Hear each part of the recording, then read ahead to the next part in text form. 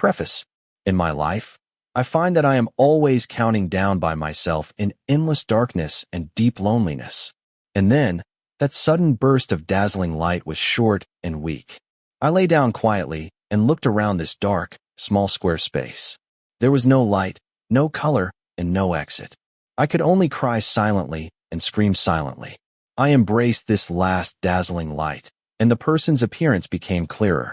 The final journey of my life began so simply.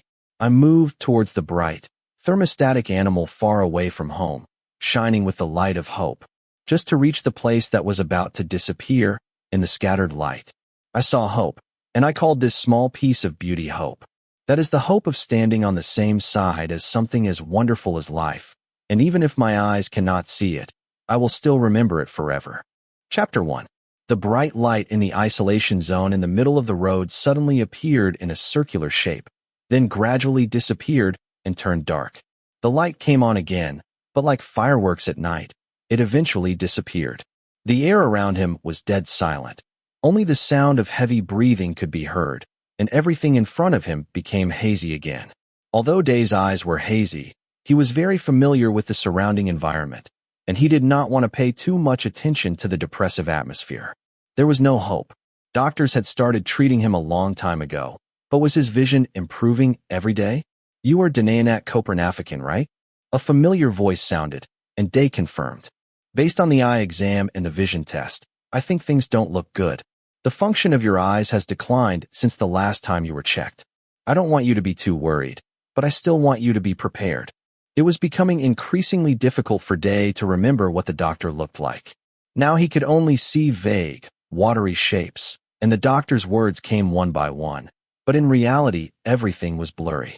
It was as if the world around him was blocked by a thick curtain of water. If he wanted to see clearly, he had to get as close as possible. But he didn't like doing that. It was like telling a stranger that he had an eye problem, even though it was a foregone conclusion. Chronic keratitis had damaged his vision for a whole year, and it just kept deteriorating. "How much time do I have?" The consulting room was quiet, and he broke the silence. "I really don't want to say anything negative, but your sight will continue to deteriorate, and one day you may become completely blind." The doctor's voice was filled with depression. "How long?" Day said, trying to remain polite, but there was anxiety in his voice. "The exact number. I can't give you an exact number. There are many possibilities, but judging from my past experience." She stopped and took a deep breath. "I think it may not be more than 6 months." Day responded politely and stood up to salute. A hand quickly supported him, and he knew it was his brother without turning around. He smelled the faint smell of his brother's cologne. His brother helped him out of the consulting room, and he almost fell down. "You wait here. I'll pay for the medicine first." While his brother was talking, he led him to sit on the hospital bench. The sounds around him made him feel like he was near a pharmacy. Day sat glumly, and his brother left after giving a few instructions. Day watched silently as his brother disappeared from sight. He stood up immediately, but he didn't understand why he stood up or what he wanted to do. But the words 6 months kept vibrating in his mind. He really wanted to escape from there, as far away as possible, and if possible, he never wanted to come back. The whole building was a light cream color. Day grabbed the handrail and walked along the corridor. He planned to leave as soon as possible. He should get a taxi and go wherever he wanted to go. After that, he might start a new journey. Day walked forward at a loss like a lost child until he reached the end of the corridor and the sun shone on the ground. He had nothing to hold on to, and he couldn't see the road ahead clearly, but he stepped out without hesitation. "Do you want flowers, young man?" 50 bought a bunch. "Young man, do you want to buy a lottery ticket? You will be rich tomorrow." "What's the matter with you? You're walking too slowly." "Want to take a motorcycle, young man? You decide how much it will cost." "Would you like to order food? Roast pork is also available." "Young man, can you lend me some money? I want to find my child, but I'm lost." "Support our handmade dessert bar. We are raising funds for the Association for the Blind." Completely contrary to what he had imagined before, he became more and more confused as he walked, feeling like he was lost in a huge maze. He stumbled as he walked, his sense of direction based on his memory gradually blurring. He found that he was just following pedestrians around. He smelled all kinds of smells, but none of them were familiar to him. He wanted to find something to lean on, but the street vendors told him to walk very carefully for fear of hitting something. "Oh my God, are you blind? Do you need help crossing the road?" asked the stranger, with a mixture of sympathy and impatience in his voice. Day did not respond. He was heartbroken that he encountered someone with malicious intentions, and his mind was in a mess. But before he could answer, a strong arm grabbed his arm tightly and led him. He could only follow and felt that he was stepping on a slightly higher platform. He thought he had reached the end of the sidewalk. He felt dissatisfied with this unsolicited help. "Thanks," Day said as he broke away from the stranger's hand. The voice on the other side suddenly got louder, but that was about it. He saw the man wave and leave. The crowd around him started moving again, getting farther and farther away from him. There was a sudden chill in his heart. He glanced around and realized that he had made a complete mistake. This was not a sidewalk, but the center of the road. Pedestrians passed in front and behind him. The world was starting to become chaotic, and he didn't know what to do. "Is there anyone?" Day decided to seek help from pedestrians. He reached out to touch the shoulder of the person in front of him, but in that moment, everything became chaotic and he could only see shadows around him.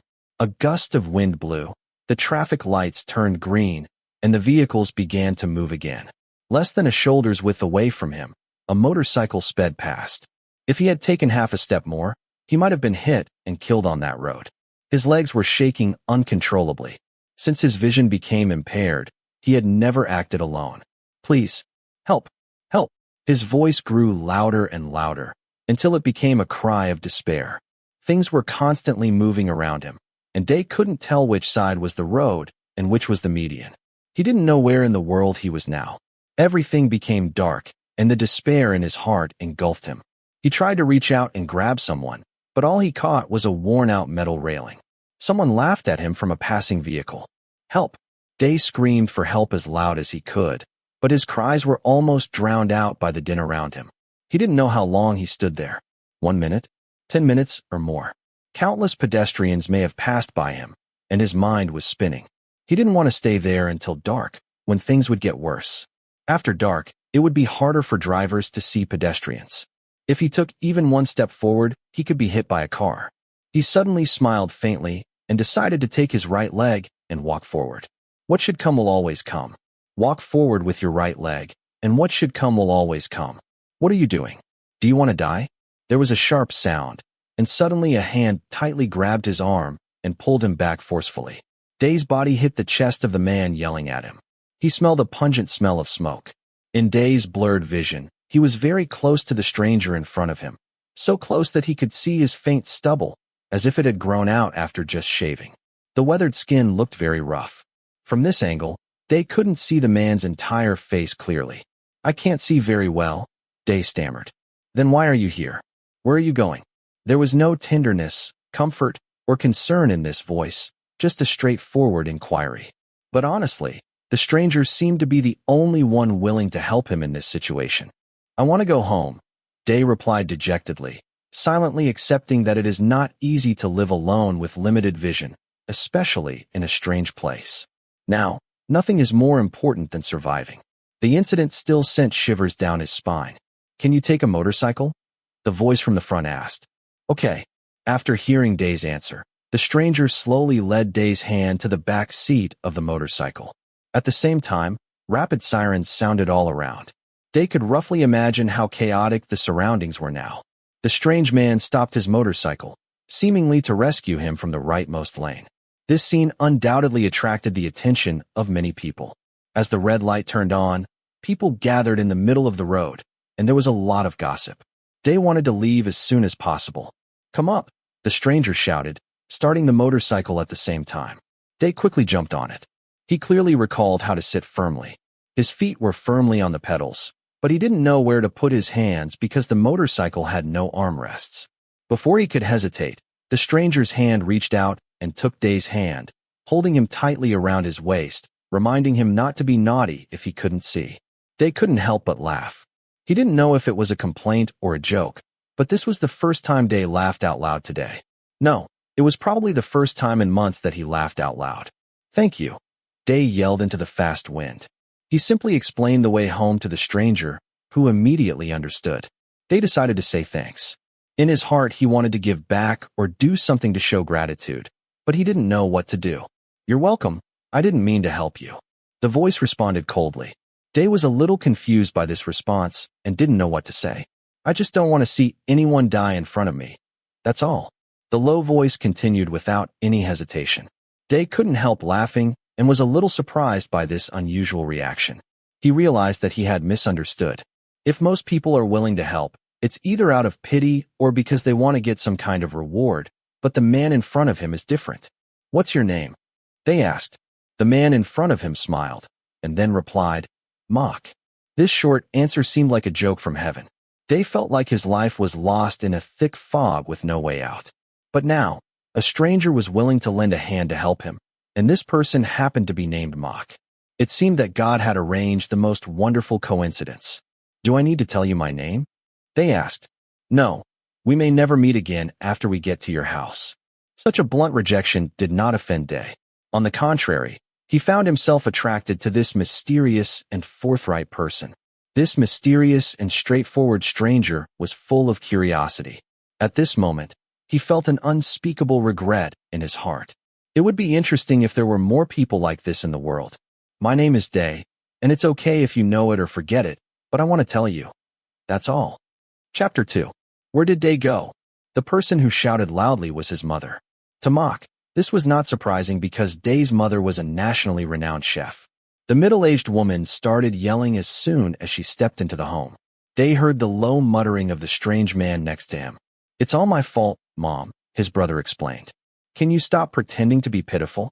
Day said with a hint of displeasure. "I ran out of the hospital by myself and happened to meet a kind person who helped me, and he sent me back." He said this and pointed to Mhok. "What's wrong, Day? Where did you go? Why did you run away? Why didn't you tell your mother if something happened? What would your mother do if something happened to you?" Day's mother's voice was full of anxiety. "If something happens to me, my mother doesn't have to do anything, because I am already like this. The doctor said that I will be completely blind in a few months. Can anyone help me? In the end, I can only rely on myself." His voice rose, almost becoming a roar. All the helplessness and inferiority came out at this moment. Day knew in his heart that his mother had done nothing wrong, and she had always been the one who took good care of him. But he still couldn't help but feel pain, and he wanted to scream. He knew that his current behavior was bad, as if he was looking for someone to share his pain. "I'm sorry, Mom." After a moment of silence, Day apologized. He heard his mother's heavy sigh, and seemed to hear it from his brother as well. "How about canceling the nursing interview first, Mom? Day probably doesn't want to talk to anyone right now. They'll just annoy each other," Knight said. "But I have to fly to Milan tomorrow." That was all his mother said, and then she fell silent. Day raised his left hand, clearly aware. His mother wanted someone to take care of him, mostly because he had just hit the kitchen table and cut a gash on his finger. She feared the next accident might be worse than this. "Look, Mom, I brought someone." Day turned his head and pointed at Mhok. "What? I just sent you home. I'm ready to go now," Mhok whispered. Day whispered, "You just need to pretend to be doing an interview. Then when you hear the salary, act dissatisfied, so you don't have to do the interview and you can leave." "Why do you need me to help you? I've already done my best by sending you home," the man complained. "First of all, you are doing a good deed. That is, helping my mother, so that she will feel at ease. You will definitely go to heaven in the future. Oh, and one more thing. I will remember to owe you a favor. No, 2 favors, including you taking me home. If you need help in the future, just come and tell me. But a blind person like me may not be able to help you much." Day said a lot, but the other party did not respond. Day saw the man walking straight up to his mother and brother, talking to them about something, but he couldn't hear clearly. He stayed there quietly. He thought Mhok would refuse directly, but luckily he didn't. His mother asked him to come to the living room to chat with her, so he had no choice but to follow them. "What's your name? How old are you?" "My name is Mhok. I'm 25 years old." "Where did you graduate?" "I graduated from a technical school." "What job have you had before?" "I worked various jobs, repairing cars, cleaning air conditioners, connecting electrical wiring, whatever someone hired me to do. Also, I sometimes drove a motorcycle." Day laughed out loud. Mhok really looked like he was there for an interview. He could imagine his mother's expression when she heard the background of the person in front of him, because all the caregivers who came before were at least college graduates or had some experience in nursing and system training courses. No one dared to hire someone who graduated from a technical school to fill such a position. Knight also asked Mhok a lot of questions, mostly about his commute, working hours, and accommodation. The work you need to do is to help Day adapt to the possibility of blindness in the future. The doctor said he has about 6 months to go. During this time, Day will need to learn how to use crutches, learn Braille, and learn to take care of himself in basic daily life. It is not convenient for him to do these things alone for the time being. This work may only be temporary until Day can adapt to it on his own. Day's mother explained in detail. When would you be ready to start working? Tomorrow. The salary is $50,000, including room and board and all overtime pay. You can take 1 day off per week, but you need to agree with me on which day to take off first, because I need to arrange shifts, Knight said. Day smiled slightly at the thought of his mother and brother being immediately rejected by this man. Okay, I'll start working tomorrow, Mhok replied calmly, which surprised Day.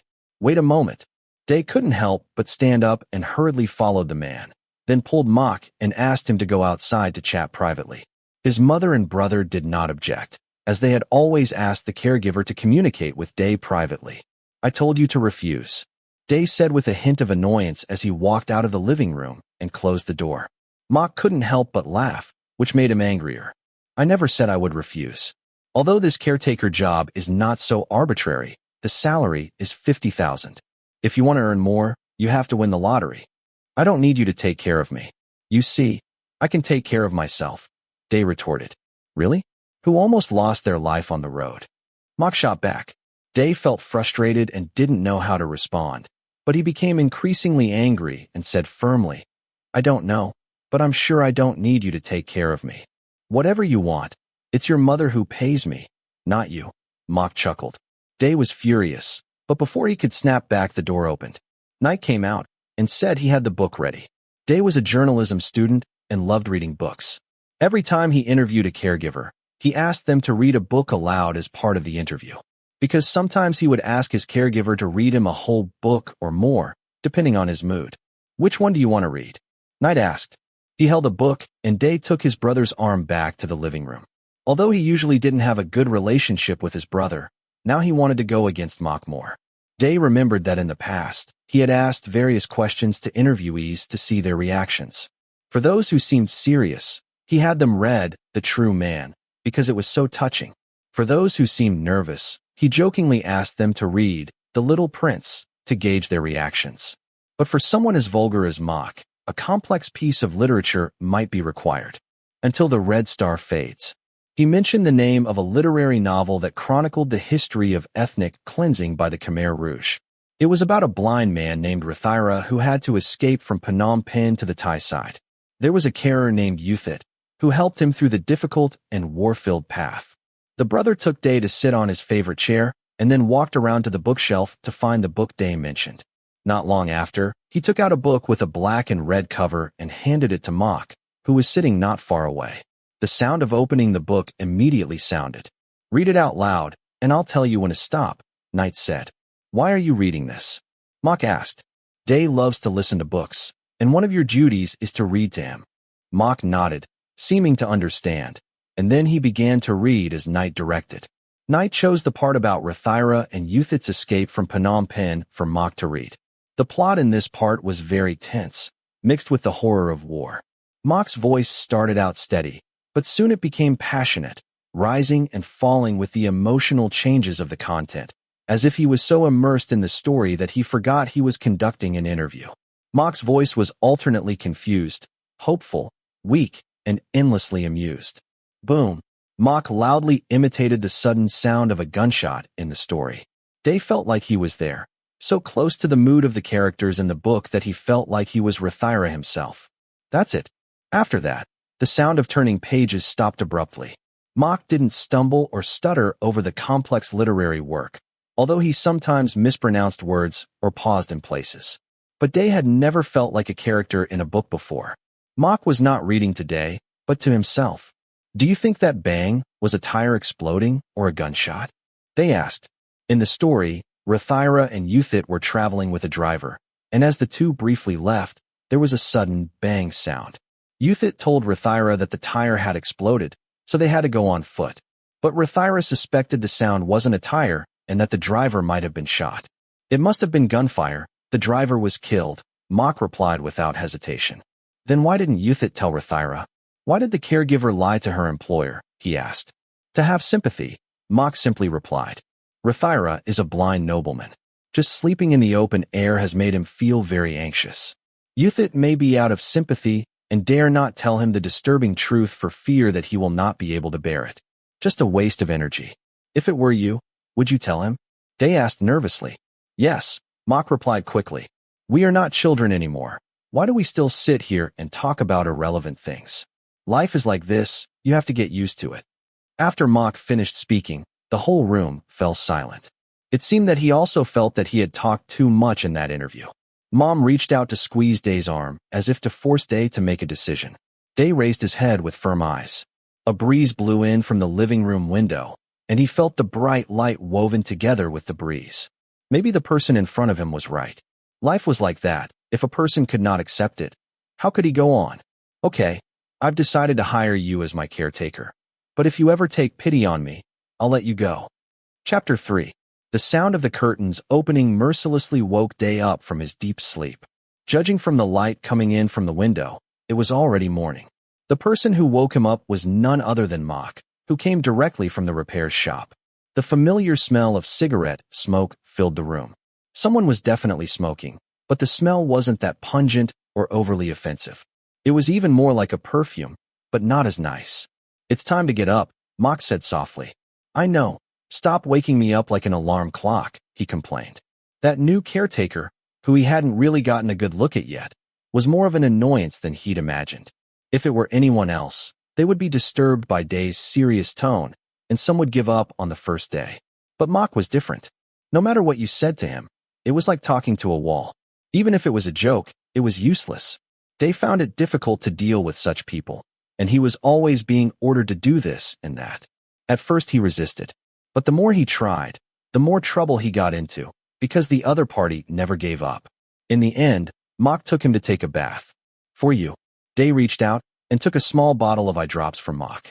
Although his vision continued to get worse, eye drops could help regulate intraocular pressure and make his vision clearer, especially in the first 10 seconds after the drops fell.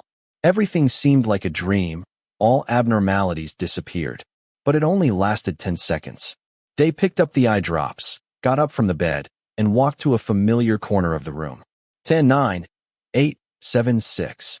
After 2 drops of the medicine came into contact with his eyes, the world immediately became brighter. Day stared at the large glass jar in front of him. A chubby goldfish was swimming around inside, as if saying good morning. He sprinkled the prepared fish food into the water, and the chubby fish swam happily over. 5, 4, 3, 2, 1. Day tried to clearly remember what the only pet in his life looked like. Being the owner of a goldfish, he woke up every morning to feed it. On countless days and nights when he wished he could sleep peacefully without being disturbed by nightmares, it was this goldfish that gave him the motivation to get through every day. Oh, then everything became blurry again. Jean-Lu, who had been vivid before, was now a blurry orange blob, floating in the bathtub hidden by the water curtain. He took a long breath. Even if that situation was repeated every day, it was still difficult to adapt. What's your name? My nickname is Day. My real name is Danayanat. My surname is Koprampikin. I am 20 years old. Do you still want to hear my ID number? Has anyone ever said you were naughty? Mhok whispered, causing Day to laugh. He laughed happily for a while, and then slowly developed a strange feeling. Ever since that day that changed his life, he hadn't laughed like this for many days, many months, maybe a year. Jean say, what does that mean? Life. Day replied calmly, and the room fell silent again. Day himself couldn't guess what the other person was thinking. But soon, he heard a crunching sound, like hands rubbing against a glass jar. But I think your Jean say is dying, Mhok said quietly. What? Day asked, confused. The water has not been changed and the rocks are covered in algae. Have you ever cleaned it? Soon you will find the body of this fish floating in the aquarium. Mhok complained while wiping the fish tank, making an annoying sound. Why don't you clean it up quickly? What are you waiting for? I'm going out with you to clean up. Don't let my fish die, otherwise you will die in his place too. I thought you didn't want to leave your bedroom. Mhok shot back quickly. Hurry up. Day hurriedly urged the other person to quickly clean the fish tank. Then Mhok set up a table in the center of the garden and wiped it clean. Day sat not far away. Mhok kept mumbling as he worked. He didn't ask any questions. He just described what he was doing. Removing the goldfish, scrubbing the rocks, changing the water, and so on. This made it clearer what kind of person Mhok looked like in Day's mind. Day felt something inside him. Mhok might seem a bit rude and direct, and almost never spoke softly, but he was probably the one most willing to put himself in other people's shoes. It's done, Mhok said after about 30 minutes. Day moved closer to the glass tank, and the scenery in front of him became clearer than before. The cute little goldfish was swimming happily, probably because someone had cleaned his house. He continued swimming for a while. Take me back to my room. Why do you want to rush back? Asked Mhok, who was indifferent to the request. The flowers in the yard are blooming. What kind of plant is this? It smells good. The atmosphere here is much better than the gloomy bedroom. I don't know why you like being in that room so much. As you wish. Day frowned, annoyed by the criticism he faced. But Mhok was not angry. On the contrary, he smiled secretly. He stepped back, grabbed Day's hand, and placed in it something that looked like a flower. Smell the flowers. It can help relieve anxiety. Although Day really didn't want to follow Mhok's instructions, he had to admit that the atmosphere in the garden was really very nice. After losing his normal vision, Day had always wanted to be alone and almost never left his room.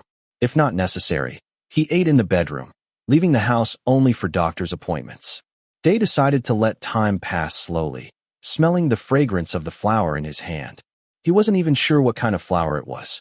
Oh, has Day come back from the United States? Why didn't Night tell me? A girl's voice came into their ears. It seemed like it wasn't far from them. Maybe it was coming from the front door. Day recognized the voice of one of Night's female friends. A bad feeling immediately came to his heart. He didn't want anyone in the world to know that he had a vision problem, especially acquaintances, because this would inevitably lead him to get entangled in the thing he hated most in his life. That is, pity. Take me back to my room right now. But, now, his voice was urgent and frustrated. All of that showed the seriousness of the situation. Mhok immediately grabbed his arm and dragged him away from the noisy crowd. It seemed that Night had brought some friends home, and unfortunately, they were getting particularly loud. The screams mixed with the sounds of his brother trying to control and calm the situation, but Day no longer cared about those things. He wanted to be as far away from everyone as possible, away from everyone's control and suspicions. Just leave me alone. Don't come into my room again until I call you. Day demanded sternly, no trace of softness in his tone. He felt Mhok's embarrassment and nervousness, but he didn't want to care too much. Mhok, like everyone else, couldn't last long. He didn't need to establish intimacy or trust with anyone. He had had 10 caregivers, and Mhok was just one of them. Go out. Day's voice was firm enough to make the hesitant person back away after putting down the fish tank. Day closed the door and returned to his own world. He closed the curtains and escaped into the darkness. He took off all his clothes, grabbed a towel, and went into the bathroom to take a cold shower to calm his uneasiness. Day soaked in the bathtub, playing soft music. He placed a towel in the bathtub and laid calmly in the water, letting his body be surrounded by the cold water. His breathing slowly slowed down, and his heart was beating heavily with various thoughts. He took a deep breath and let it out slowly, trying to fall asleep. Slam. Suddenly, it seemed as if a sound came from somewhere far away. Tap, tap. The sound seemed to come from far away. Tap, tap. The sound gradually came closer. That loud noise made Day, submerged in the water, suddenly wake up scared. The sound of someone walking could be heard not far from him in the shower. Day quickly grabbed a small towel to hide his body, but it was probably useless. Who is there? There was silence. I said, who's there? It's me, Mhok. The sound felt like a cold current from the top of Day's head to his toes. Mhok. What right did he have to barge into the bathroom? And, more importantly, how could he see Day naked like that? I was afraid something could happen to you. I called for a while, but no one answered. I didn't have the key, so I had to rush in. I was afraid there was an emergency. That may have been the first time Day heard Mhok speaking less harshly than usual and with a gentle heart. But no matter what the reason was, it was something he couldn't stand. His heart was beating uncontrollably, faster and faster, as if it was about to explode, becoming a bullet ready to shoot anyone who forced him into that difficult situation. I want you to leave my home immediately. Chapter 4. Kun. Kunde. A series of shouts woke Day from his sleep. He swallowed to relieve the dryness in his throat, then turned his head and called, Aeon. He often calls the person in front of him Phi Aeon or Kun Aeon. Aeon is a volunteer from the Association for the Visually Impaired and goes to the houses of new visually impaired patients to talk, share experiences, and provide life guidance. Outside of his family, Day feels most comfortable talking to Aeon about his visual impairment, sometimes even more comfortably than talking to his mother or brother. You called me Kun? Oh, don't scare me. Day pretended to complain. Then, what should I call you? I have taught you to walk 4 or 5 times with a cane, but here you are, silently facing me. If I were a junior visually impaired person, I would think you were a ghost. You lied to me. But I am a high-level blind person, Aeon said with affection, but in fact Aeon was nearly a year older than Day. Do it again, Kun. Day held out his hand and handed over a cane. He began trying to learn to walk with a cane, following Aeon's instructions. He had refused to learn how to use a cane and braille. Deep down, he always told himself that his eyes would heal soon. But now, he wanted to make up for something. He wanted to apologize to someone. If you feel guilty, go apologize to him. He is not a mind reader and cannot hear your inner apology, the person next to him said. After hearing these words, Day stopped waving his cane. He didn't know whether to feel uncomfortable because of the sharp words, or whether he was shocked that Aeon was able to read his feelings so accurately. Day felt very sorry for Mhok. Looking back, Mhok was not wrong at all. Even though Mhok saw him when he wasn't wearing any clothes, he did it for his safety. In other words, if he had actually had an accident, if Mhok hadn't helped him, his life could have been in danger. Before Day could answer, the doorbell rang. The corners of his mouth lifted unconsciously, and he sincerely hoped it was Mhok. If Mhok came, it meant he was no longer angry and had forgotten about his dismissal for now. I'll go take a look, Knight said. Day was ready and excited, mentally sure that it had to be Mhok because his mother never rang the doorbell. As for who else might come to the house, he couldn't think of anyone. Day stood quietly, fiddling with the crutch in his hand unconsciously. Footsteps crept down the aisle until the door opened. Knight explained that the visitor wanted to talk privately and returned to his room. Hello, Day. My name is Porjai, and I'm Mhok's friend. The person speaking was a woman. In his blurred vision, Day could see a woman with long hair and a slender figure. That was all he could see, and he was disappointed to find out she wasn't Mhok. His palms began to sweat. Did Mhok ask you to collect his salary for him? His voice was a little dry. No. She shook her head. Your mother transferred the money to Mhok yesterday. He had something to give you, but he couldn't come in person. Porjai handed over a bag with some embarrassment, and Day took it with confusion. Feeling what was inside, he realized it was a pair of large, soft-toed slippers. It made him feel even more guilty, thinking about the injury he had on his toe since he first met Mhok. Even if he never bumped into anything at home again, the other person never forgot. What's the pattern on the shoes? He asked curiously. It's a goldfish, Porjai replied. If there's nothing else, I'll leave first. This is what Mhok asked me to give you. The person in front of him turned around to leave after saying that, and Day felt like a mess inside. Kunde. Aeon's voice was very soft, but it contained a lot of things. Day finally made up his mind. Miss Porjai, Day shouted, causing the departing person to stop and turn around. Can you take me to Mhok? I have something I want to talk to him about. Day and Porjai went out together. Day did not tell his brother and chose to leave quietly. He called a car on his phone and headed to Mhok's house. On the way, he worried about what he would say to Mhok when he arrived. How should he respond if the other person got angry and started an argument? We're almost there, Day. Just 5 minutes. Porjai told him after the car turned into an alley. The environment was quite crowded, and it was not difficult to understand that the conditions of Mhok's family might not be so good. What do Mhok's parents do? Day couldn't help but ask. Mhok's parents died when he was a child. Mhok grew up with 2 sisters, and he lost his sister last year. Mhok acted strong, that's all. But apart from his sister, his life was almost empty. Who's left me too? Porjai said a lot, but suddenly realized that she was sharing too much about Mhok's personal affairs and decided to remain silent. Day pursed his lips as he realized that he barely knew the man who had saved his life. Did he have a regular job before becoming my caretaker? Day decided to ask further. Poor Jai sighed heavily, as if something was weighing on her heart, but she finally spoke out. Not at all, Day. Mhok used to be a rebellious person and he made a lot of money while working in a repair shop. He even used the money to pay for his sister's car loan, which was the last thing his sister Rung left him. Otherwise, someone like him might not even think about taking care of others because he can't even take good care of himself. Poor Jai's last sentence seemed like a joke, but her worried tone showed how concerned she felt towards Mhok. Sorry for taking up a lot of your boyfriend's time. I pushed him away rudely, even though he didn't do anything wrong.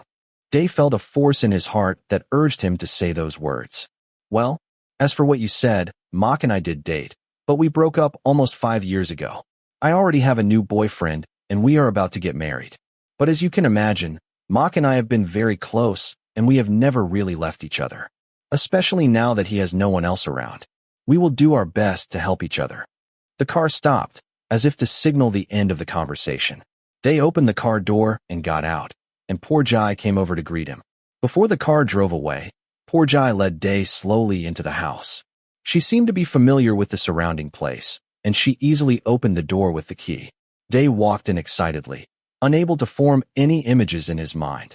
What he could imagine was a small house, probably with 2 floors and not many living rooms. Near the door, there was a motorcycle parked. Poor Jai opened the door and took him into the house. Poor Jai, is that you? What a coincidence. Can you help me find out if this is soy sauce or soybean paste? These flavors make me dizzy. Mhok's voice came from inside the house. Poor Jai led Day inside.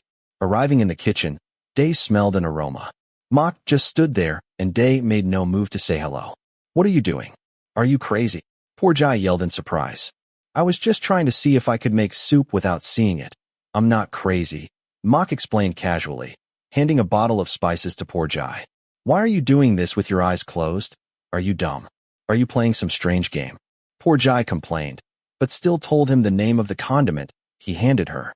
I just wanted to know what it would be like to not be able to see. Those words echoed in Day's mind. Even in such a short period of time, I felt so uncomfortable. If I had to live like this for a year or more, I might be so depressed that I would want to die. After speaking, he let out a long sigh. Standing in someone else's home as an uninvited guest seemed a bit uncomfortable. Day had never thought before that Mhok would want to try so hard to understand him. Everyone who came into his life, regardless of their status, looked at him with sympathy, seeing him as a helpless bird. But not this man. He was willing to feel and understand his helplessness from his perspective, supporting him and accepting him like a true friend. A tear slipped from the corner of Day's eye. For the first time since his world went dark, he met someone who tried to understand him. If you can see, open your eyes. Closing your eyes doesn't make me see. Day joked. Day, Mhok shouted in surprise, and Day saw in his blurred vision that the man in front of the stove hurriedly took off his blindfold, turned off the fire, and walked directly to him. How did you get here? Maybe it's a superpower. Wow, this joke is quite profound. Fortunately, I am studying mechanics and know a little bit about it. Do you have anything to do with me? Mhok asked while laughing. Yes. He paused. Why don't you come to work? You haven't finished the probation period yet. Why are you in such a hurry to resign? Because you fired me. Oh, didn't you say that my mother hired you? I didn't pay your salary, so why should you listen to me? You can go back to work, otherwise my mother will really fire you this time. Mhok laughed, trying to find a way to escape the dismissal, but all failed. Day smiled too and didn't continue or explain anything. It was easy to let Mhok go without delay or obstruction. Leaving like this. Mhok asked. Wait a minute, Day said. I want to try the soup made by a man who wants to go blind to see if it's really edible. I'm the son of a famous chef. If it doesn't taste good, just wait to be criticized by me. Day blushed a little when he said that, and he slowly walked to the table in the middle of the kitchen, used for dining. He pulled out a chair and sat down happily. Poor Jai told Mhok that she had to go to work, and Mhok told her not to worry, he'd take care of the rest. Mhok happily closed the door and ladled the soup into a bowl, but didn't add any rice. If it tastes good, don't ask me to make it again. My labor costs are very expensive, Mhok said half-jokingly. Did anyone ask for it? Tough talk. The other person responded loudly, as if on purpose. Day frowned, then tasted the soup. He thought it would taste terrible, but surprisingly, it was pretty good. Although it wasn't an out-of-this-world delicacy, it was much better than the soup from ordinary fast food restaurants. Just one taste, and he knew he wasn't using instant soup packets. The meat was simmered and black pepper was sprinkled on top to add texture. The vegetables were freshly cooked with the right amount of softness and hardness, and the right amount of sweetness. Is it tasty? He didn't answer and took another bite. Is it delicious? Day still didn't respond and continued eating happily. He finished the meat, the bowl was empty, and he shrugged, his face looking nothing special. Just, it's not that bad. Chapter 5. I really hope you will read this book, it's really interesting. But I don't want to spoil it for you. You should read it yourself anyway, Aeon said when he visited Day's home the following week. In fact, Days can always recommended some interesting books to him, especially short stories that were interesting and thought-provoking. But the book he was recommending this time was an unusual old book written by a foreigner who came to Thailand to live temporarily. Once it was published as a book, it disappeared from the market. Aeon himself had read it after borrowing someone else's copy and said Day shouldn't miss it, no matter what. Last Twilight. Day was still mumbling the title of the book as Aeon walked away. He was very curious to know what the book was about, but Aeon's recommendations were vague, and he was unwilling to reveal too much. Aeon simply said he should read it himself, but didn't give him the book. It's really hard to find. Seeing Day sitting quietly, Mhok took action and tried to search on shopping sites, hoping that some online stores still had that book. However, it seemed to be sold out in all stores, even in secondhand marketplaces on various apps. Kun Aeon piqued our interest and then left.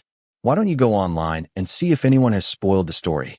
Even if Kun Aeon won't tell us, there must be others who will. Now that I'm like this, I can't sleep well, Day said with a resentful tone. Actually, there is another place. No matter how rare the book is, it can be found there. It all depends on someone's abilities, Mhok said, and Day heard the other party laughing. Where? The second-hand bookstore in Kanducha, Mhok said.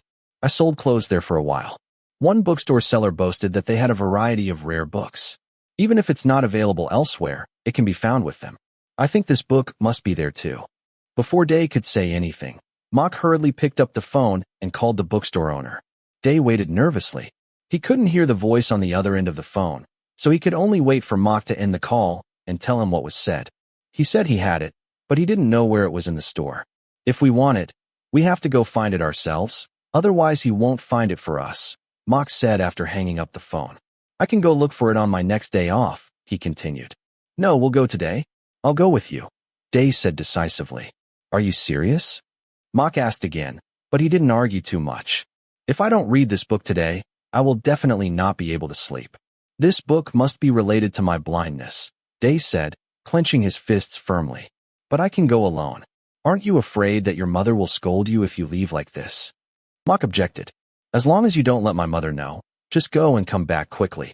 If I let you go alone, what if you buy the wrong book? How many books can you read in a year? Day was a little impatient, because the other guy kept asking questions. He rubbed his hands on the wall, obviously not wanting to wait any longer. If the delay continued, he would call a taxi himself. But before he could walk out of the room, a familiar hand grabbed him, put his hand on his arm, and led him to continue walking. Day smelled the faint smell of cigarette smoke lingering around him, making him dizzy. Since his vision became blurred, he relied more on other senses, and many memories were hidden in those intricate feelings. Mhok took Day to the car called from the app. Along the way, Day seemed a little uneasy. He took out his headphones and listened to the music on his phone, which calmed his confused mood. Mhok sat in the back seat with him. He went on as usual, mentioning where they were, what the surroundings were like, what the traffic was like. Even though Day didn't ask for that, it didn't bother him. No other caregiver had done this before. We're here, Mhok said. Mhok helped Day out of the car, and the stuffiness of the ride faded. Day had not been to Chatuchak for a long time, and had almost forgotten what it looked like. Since falling ill, he had hardly been anywhere except the hospital. His university advisor strongly advised him to suspend his studies. He entrusted Knight to manage university affairs on his behalf and deceived everyone that he had gone abroad. As for those social media apps, he no longer used them at all. Is anyone staring at me? They asked. The scene must have been strange because Day had to hold Mhok's arm the whole time and walk like a blind man. There are a few, but most are smiling shyly, Mhok said softly. Shy? What are they shy about? Day was confused. They probably thought we were a new couple just falling in love because you kept holding onto my arm and didn't want to let go. Mhok laughed as he explained, and Day looked at him dumbfounded. He turned to look around, wondering if someone was really staring at them as Mhok said. He was annoyed by Mhok's constant teasing. He clenched his right hand and punched the guy 10 times. Although the punch wasn't heavy, it wasn't light either. This immediately made Mhok groan in pain. You hit hard, you know that? Are you a boxer? Mhok complained. I'm a badminton player, but my punches are probably as good as a boxer. Want to try again? Day said threateningly, and Mhok continued to lead him slowly without further argument. It seemed that Mhok had deliberately taken him to a small alley with fewer people to make his walk more comfortable. Day felt a little relieved that he was no longer the center of attention. What is that? Day, who had been following all along, suddenly stopped and pointed to a shop displaying various items. Mhok also stopped and turned to look. A clothing store, what's wrong? He asked, looking a little confused. What's that green and orange thing? Day continued. A shirt, just a regular shirt. It's just very brightly colored, like a fire brigade uniform, Mhok said with a half-smile. Day frowned slightly and left the store. Shortly after, they arrived at their destination, a second-hand bookstore. The shop owner told them to take a look around. The book should be somewhere in the store. Day glanced around the place and felt a little discouraged. The store in question was a second-hand bookstore, and it was packed with so many books that it looked very cluttered. You had to go through them one by one. Plus, that store probably only had 1 or 2 copies of the book they were looking for. The shop owner and Mhok separated to check the piles of books stacked together in the center of the shop, which was the most troublesome to search through. At first, they both told Day to just sit back and wait, but eventually he couldn't help but join the search. He approached the bookshelf, almost pressing his face to the spines of the books, looking over them one by one, thinking that he might be lucky enough to encounter a miracle. Day searched unhurriedly, taking the opportunity to find some other books he wanted to read. He went through everything from Nicholas's sweet love novels to Haruki Murakami's magical realism books to G's documentary stories. You, come here quickly, Day shouted excitedly to Mhok. The other guy hurriedly ran over. Day asked with a trembling voice if he had found the right book. Day handed the somewhat worn-looking book to Mhok, who then opened a picture on a web page to compare and make sure it was the correct book. Yes, this is it. Yeah, found it, Fi? We found it, Fi. Day grabbed Mhok's hand and shook it excitedly, shouting with joy. Mhok looked at him and smiled happily. However, after a few seconds, Day snapped back to his senses and quickly let go of Mhok's hand, then concealed his embarrassment by picking up the book again to look at it. What did you call me just now? Mhok asked, but Day didn't understand. What did you call me just now? Mhok asked again, and this time Day understood. I called you Fi, you are older. So, I should call you Fi, right? Like the motorcycle drivers and taxi drivers in front of my house, I also call them Fi. What's wrong? Should I call you Uncle Mhok? Day argued. It's okay, I didn't say anything. Mhok chuckled and left with Day after paying the shop owner for the book. Mhok suggested finding something to eat nearby to fill their stomachs, but Day was still hesitant because he didn't want to eat outside, worried he might make a mess in the shop. However, his growing hunger made him change his mind, and he decided to drink some orange juice. Mhok said he would take him to a vegetarian restaurant he frequented. The two of them walked through the bustling market alleys again. As they spent more time together, Day became more and more accustomed to having Mhok as his compass. He realized that this trip was the closest thing to getting out and having fun. Day held the book happily. Going out wasn't as scary as he thought. But at that moment, a noise in the distance began to get louder and louder. It seemed like someone was arguing, and the argument was gradually escalating. There's a couple arguing, Mhok whispered, and Day could hear it a little. The woman's voice grew louder, forcing the other person to make a choice about who they wanted to be with. From what they could tell, the man was having an affair. The sounds of the crowd of passers-by became louder and louder. The quarrel between lovers seemed to have become a kind of entertainment for everyone. Mhok also led him closer and whispered that they would pass an orange juice shop in a while. Damn it, come. Before the quarreling couple could finish speaking, Mhok suddenly rushed forward and shouted at them angrily. That high-pitched sound was terrifying. Day recalled that poor Jai once said that when she was with Mhok before, Mhok was a troublemaker, which must have been true. Who is this woman, poor Jai? What does this mean? This confrontation seemed to make Day forget everything. Mhok rushed forward and faced the man named Kang angrily. Day began to understand what was happening. Poor Jai's words came to his mind again.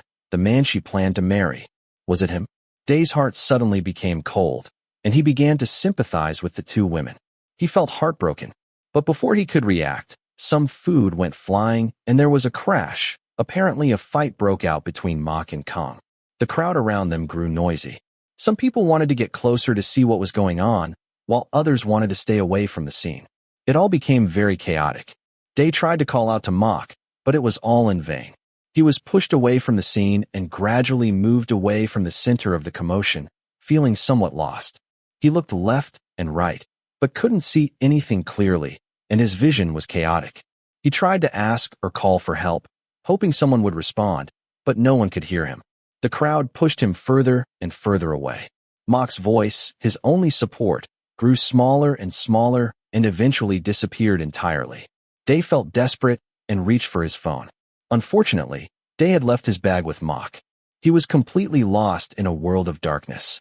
Chapter 6. Fi Mhok. Day shouted into the chaotic crowd. People around him became blurry. He asked for help, but everyone shunned him, as if he were some strange being that shouldn't be approached.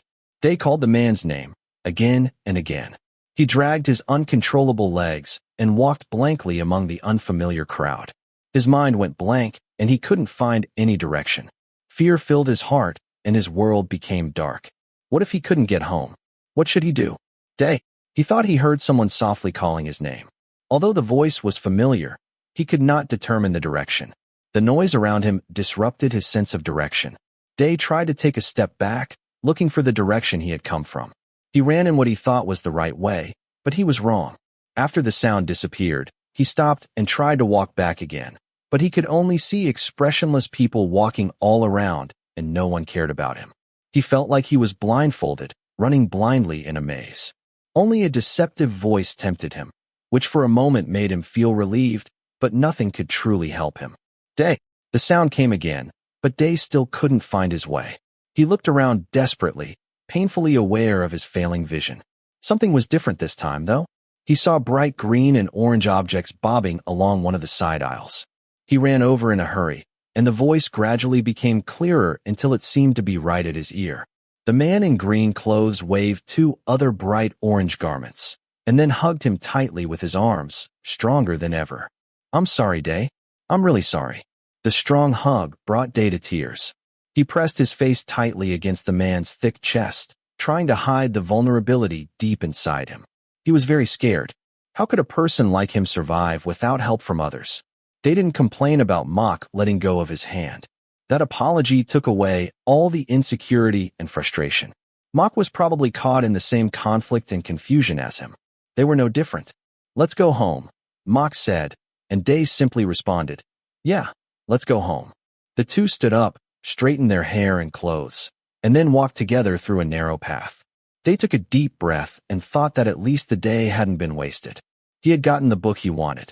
Later, when they got home, he wanted Mhok to read it to him so that he could completely forget about that unpleasant day. The two waited for a while and got into the car that Mhok called through the mobile app. The car was quiet enough to hear the voice on the other end of the phone. "I have broken up with him." Day recognized it as poor Jai's voice. "Is it over? You think about it carefully. I didn't force you to break up. I just called to know the situation. You can do whatever you want. I won't interfere." Mhok tried to speak as softly as possible, and Day pretended to be asleep, which would make the person next to him feel more at ease. "Actually, I have tolerated him for a long time. He had hit me before when he was drunk. I forgave him once, but this time I just can't bear it. If I continue to put up with him, he won't stop his bad behavior in the future." "Did he really hit you?" From Mhok's voice, it was clear that he was trying to control his emotions. There was no response from the other end of the phone, as if she had silently agreed. He took a long breath and continued. "What about your children? You are already 2 months pregnant." Day was confused and disturbed. "Tonight, I may go to a hotel near my company. I have moved everything out of his dormitory. I am afraid that he will go crazy and do something unscrupulous when he comes back. If you need, you can stay at my house first. My sister's room is empty and the key is still in the original place, Mhok said calmly. But, stay at my house, he wouldn't dare to come there. At least I can protect you until things calm down. Let's talk about the rest later. Mhok ended the conversation with that. Poor Jai accepted his suggestion and said that she would be at his house that night. See you, he said, then hung up the phone. Day was still pretending to sleep, adjusting his breathing to make it look realistic. He heard Mhok chuckle slightly, but didn't say anything. After a while, Day actually fell asleep.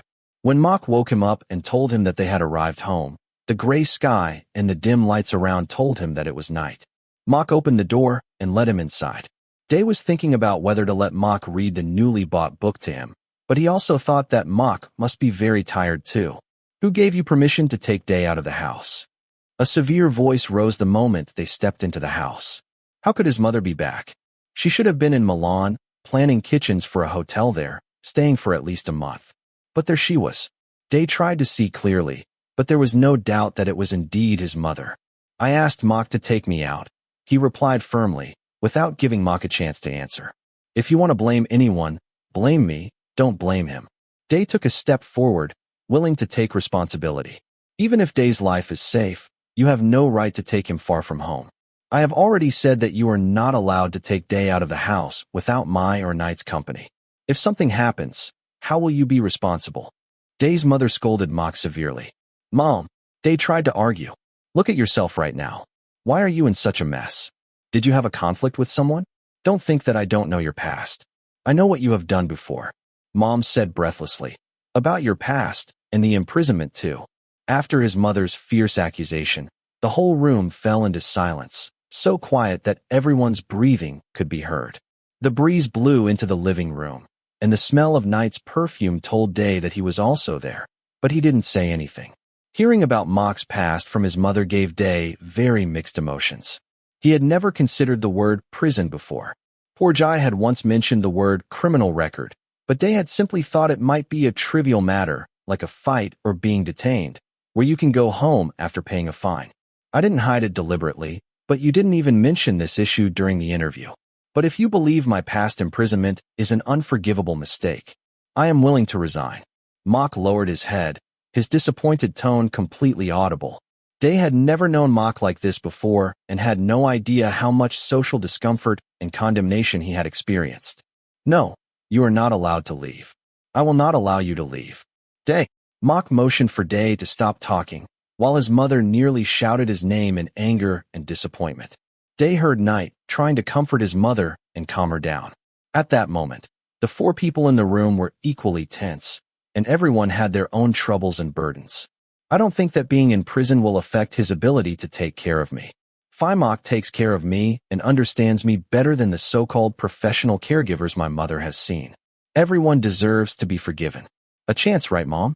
If he really does something wrong to me, I will be the first one to ask him to leave. Day said decisively, and then specifically instructed Mhok to guide him upstairs for a sleepover party. It's okay, Mom. I'll keep an eye on him. There shouldn't be any serious problems. And Mhok was in prison only because no one vouched for him, not because he robbed someone's house. Knight spoke for the first time. It looked like he was asking everyone to take a step back. Mhok quietly led Day to the bedroom. Day sat on the bed, trying to sort out the chaotic thoughts in his head. Mhok walked over and opened the curtains. The sky had darkened, and the scene outside was almost the same whether the window was open or not. If you look carefully, can you see it? Mhok asked, then walked over, holding a plastic bag in his hand, filled with something unknown. He let Day try to touch it. Day picked up the thing in his hand and looked at it up close, almost to his nose. It was a fat goldfish. Mhok said he bought it at Chatuchak Market. I bought it to keep Jinsey company. I saw him sitting there alone and thought he might be lonely. There was a bit of sadness in his voice. What's its name? They asked. It's called Nozomi, Mhok replied, which means hope. After Jinsey's owner agreed, Mhok took Nozomi to meet his new friend. Fortunately, there was not much difference between the water temperature in the bag and the water temperature in the fish tank, so the moving process wasn't that troublesome. Day stood and watched quietly as the man and the goldfish got to know each other. Even though everything he saw was as blurry as a pale watercolor painting, he still stared intently. I'm going back first, the man in bright green clothes said, while making a show of leaving the room. If you don't come to work tomorrow, I will follow you and beat you until you come back. I already know where your house is. Don't think I won't dare to go. Day expressed his thoughts without hesitation. Today was the first time I left the house. I was very excited and nervous. I was afraid of other people's eyes, afraid of being laughed at and becoming the laughingstock of others. But you know what? In fact, no one cared about me. Just me. My exaggerated fear kept me trapped. Mhok stood quietly for a while after listening to Day's words. Day felt like he didn't have good control over his emotions. He didn't know how to express that feeling well. If you don't want others to judge you, stop judging yourself too. Day continued to finish his sentence. Mhok had an expression of relief on his face, and Day also smiled. He began to change the topic. He picked up the book he bought before to read it. Do you need to rush back to Poor Jai? He asked. Oh, it turns out you were pretending to sleep just a few minutes ago. I thought you were asleep. Mhok smiled as he spoke, but also looked slightly nervous. Before Day realized he had accidentally let something slip, it was already too late. You don't have to laugh if you already knew. So, are you in a hurry to go back? No need to worry. Nothing will happen if I don't go back. Day, what do you want me to do? Read to me. And so began the story of a little boy's journey. The boy found that his vision slowly began to blur, but he could still see in sunlight. Therefore, the little boy had to use every means possible to find a way to allow his body to continue to exist. Even though there was despair and confusion on his way, there was still hope. Do you think I will disappear one day? Day asked Mhok, but there was no response. Chapter 7. The car was filled with soft music. Day was humming along to the melody of a 1990s song. Mhok stopped the car to get money to pay the installment of a second-hand car he had guaranteed for his sister. After Mhok asked to drive out to prevent the battery from aging, Day came out with him as well. The two of them started a short trip that ended before the sun went down. This time, they didn't have to worry about Day's mother scolding him, as she had just flown back to Milan to deal with some contract paperwork. Do you want to go somewhere? It has to be nearby. If we go too far, your brother will suspect that we drove away. When the red light turned on, Mhok stopped the car and asked. After hearing that, Day shook his head and said there was no place in particular he wanted to go. In fact, he was no longer as opposed to leaving home as he once was. But since he hadn't gone out to see the outside world for a long time, he had nowhere to go. When the traffic light turned green, Mhok sped off. Day heard a loud horn sound from behind, which seemed to be not far from them. He frowned, feeling a little confused, and the sound didn't seem to stop. Did we break any traffic laws? Did someone blow their horn to tell us to move? Day asked. No, I was driving normally. But the car behind us kept following us and honking its horn. Maybe our trunk door was not closed properly. I should stop to check, Mhok explained, preparing to pull over. Before Mhok could get out of the car, Day's car window was suddenly knocked, and someone shouted his name outside. Day's mood suddenly became very confused and heavy. As soon as he heard his name, he knew he would never forget that voice. G. Day opened the car window and couldn't believe that he was about to meet his good friend G under these circumstances. Have you come back from the United States? I called you, but you didn't answer, and you didn't reply to my messages too. G was a little emotional. I'm sorry, G. I have something else to do. I'm leaving first. Day tried to close the car window and escape. Day, what happened to you? Why didn't you tell me? Do you still consider me a friend? The word friend came out of G's mouth, causing Day, sitting in the car, to stop. That word gave him a big shock. Day changed his mind and rolled down the window, trying to make eye contact with G as much as possible. G, I'm going blind. That sentence instantly destroyed the barrier built between the two friends over the past year. G canceled her ride order and took a car with Day to the university.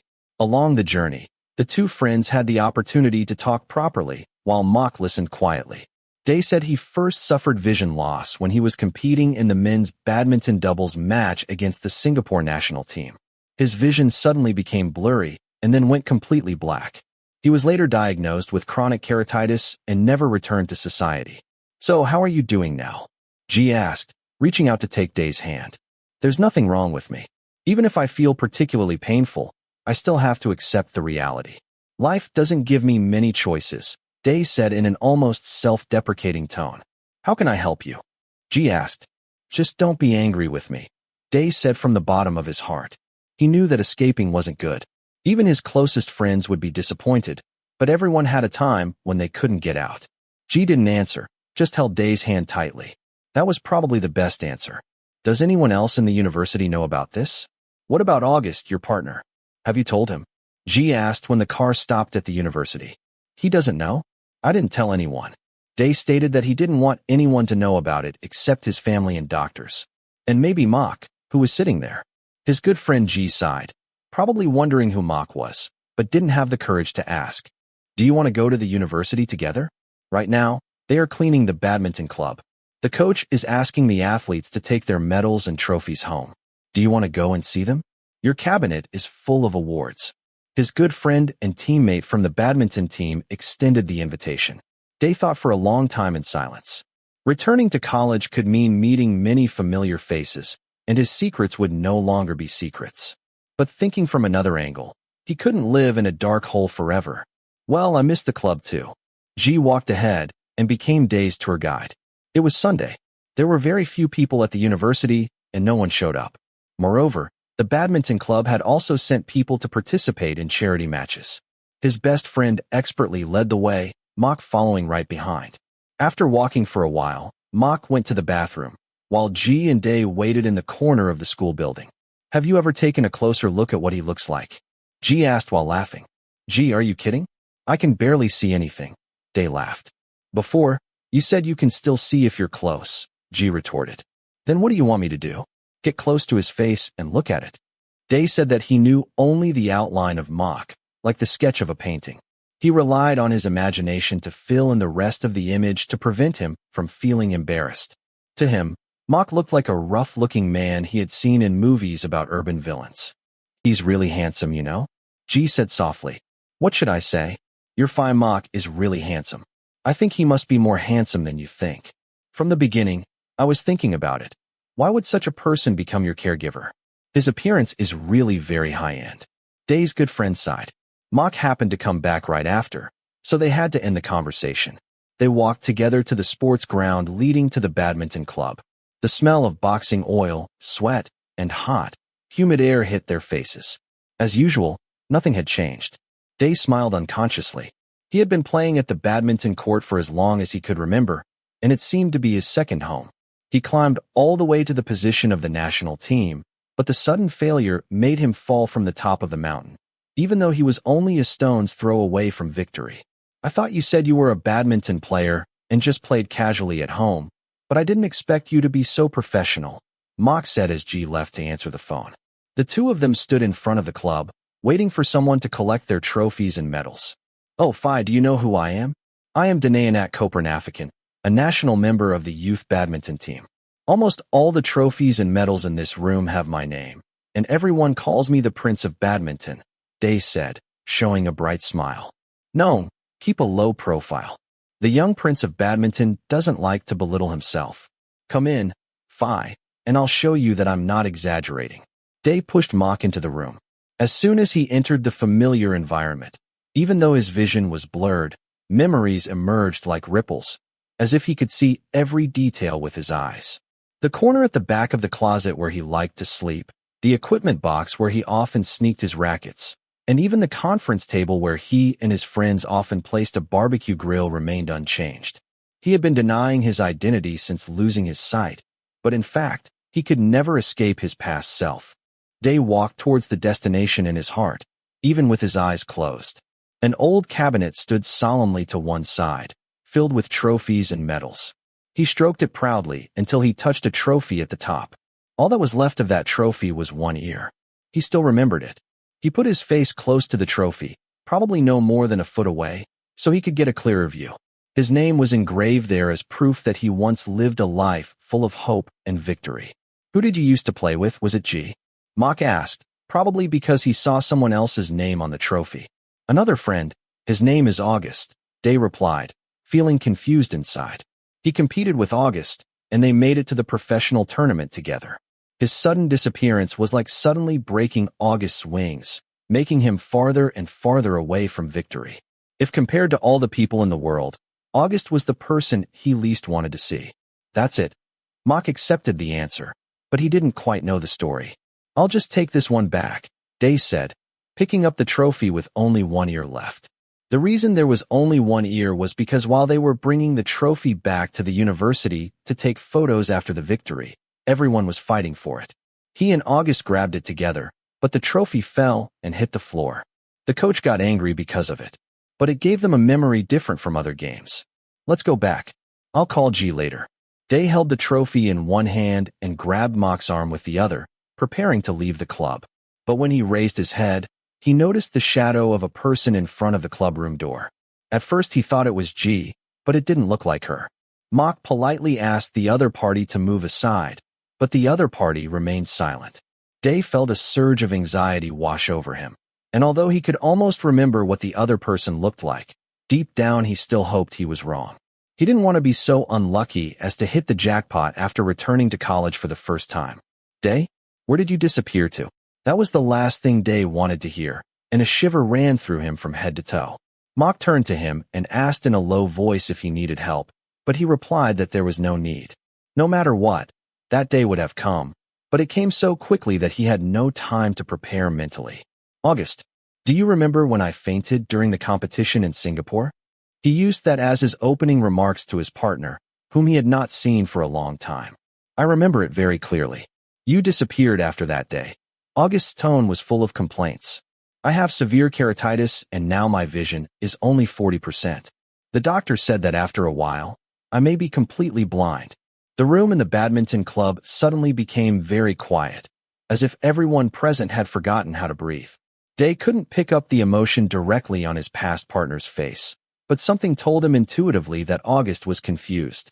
Then why didn't you tell me? Why did you disappear suddenly? Didn't you say that the two of us were best friends? Why on earth? You left me there alone. Don't say anything, Day. I have been waiting for you for 6 months, without finding a new partner. In order to wait for you to come back, I have lost so many opportunities as a badminton player. Day, answer me. August walked right over, grabbed Day's shoulders, and shook him back and forth, causing the trophy with their names engraved on it to fall to the ground again. Once, one of the trophy's ears broke because of the two of them laughing in victory. That day, the other ear was broken due to a possibly irreparable gap between the two of them. Do you think that because of your blindness I should forgive you, Day? Chapter 8. Day, don't overthink. You have already done your best. You have already done your best. Right now, your mental state may not be that good. Your friend was just a little dissatisfied. After sleeping and thinking about it more, maybe in another night or two, he will understand. He will understand that you lost your sight, Kun.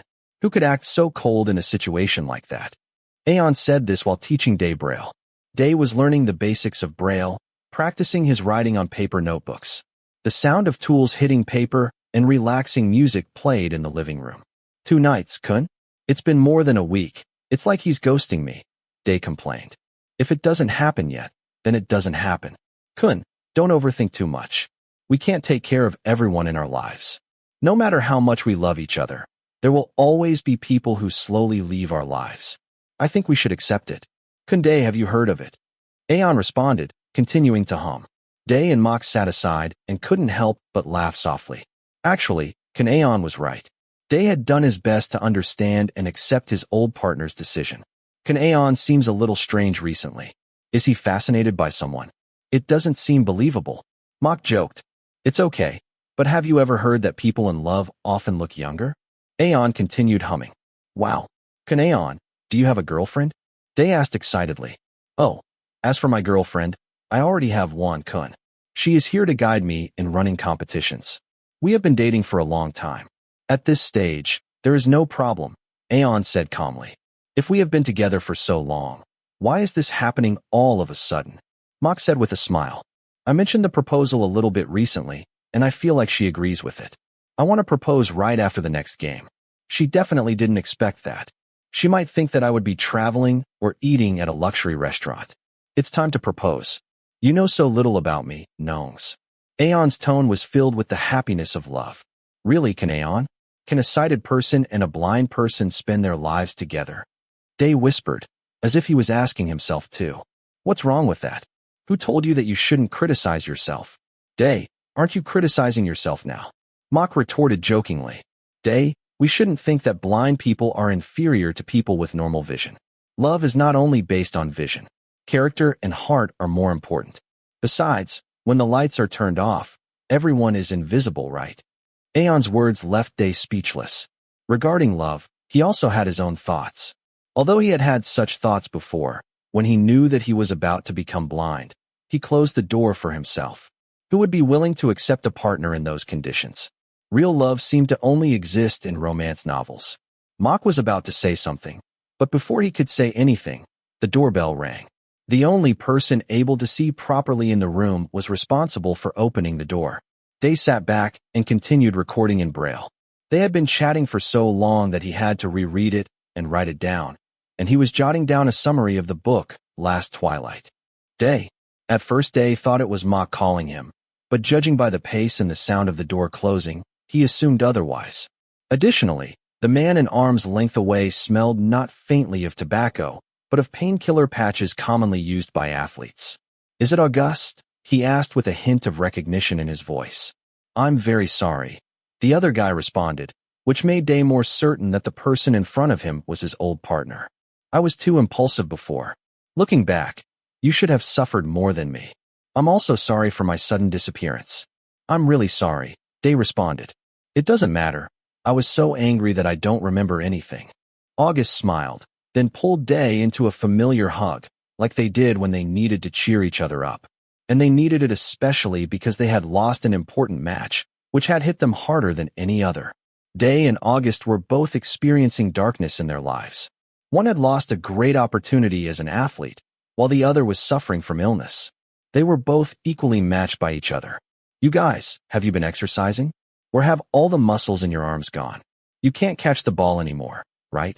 August joked, pulling Day to sit on the sofa to chat. Day introduced Mhok and Aeon to August, and then continued.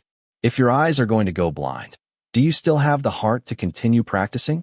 You should worry more about whether I can catch the ball, August. As time went by, he began to gradually get used to questions about his eyes. Is there really no way to cure it? August asked seriously. Well, corneas can be transplanted through surgery, but you need to wait for someone to donate, and there are so many people waiting in line. Moreover, they will give priority to treating people who are completely blind. My vision is only weakened, so I have to wait until they have treated those who are completely blind before it will be my turn. Do you think I should pray that I will become completely blind as soon as possible? Day joked humorously, but the person he was talking to knew it wasn't funny at all.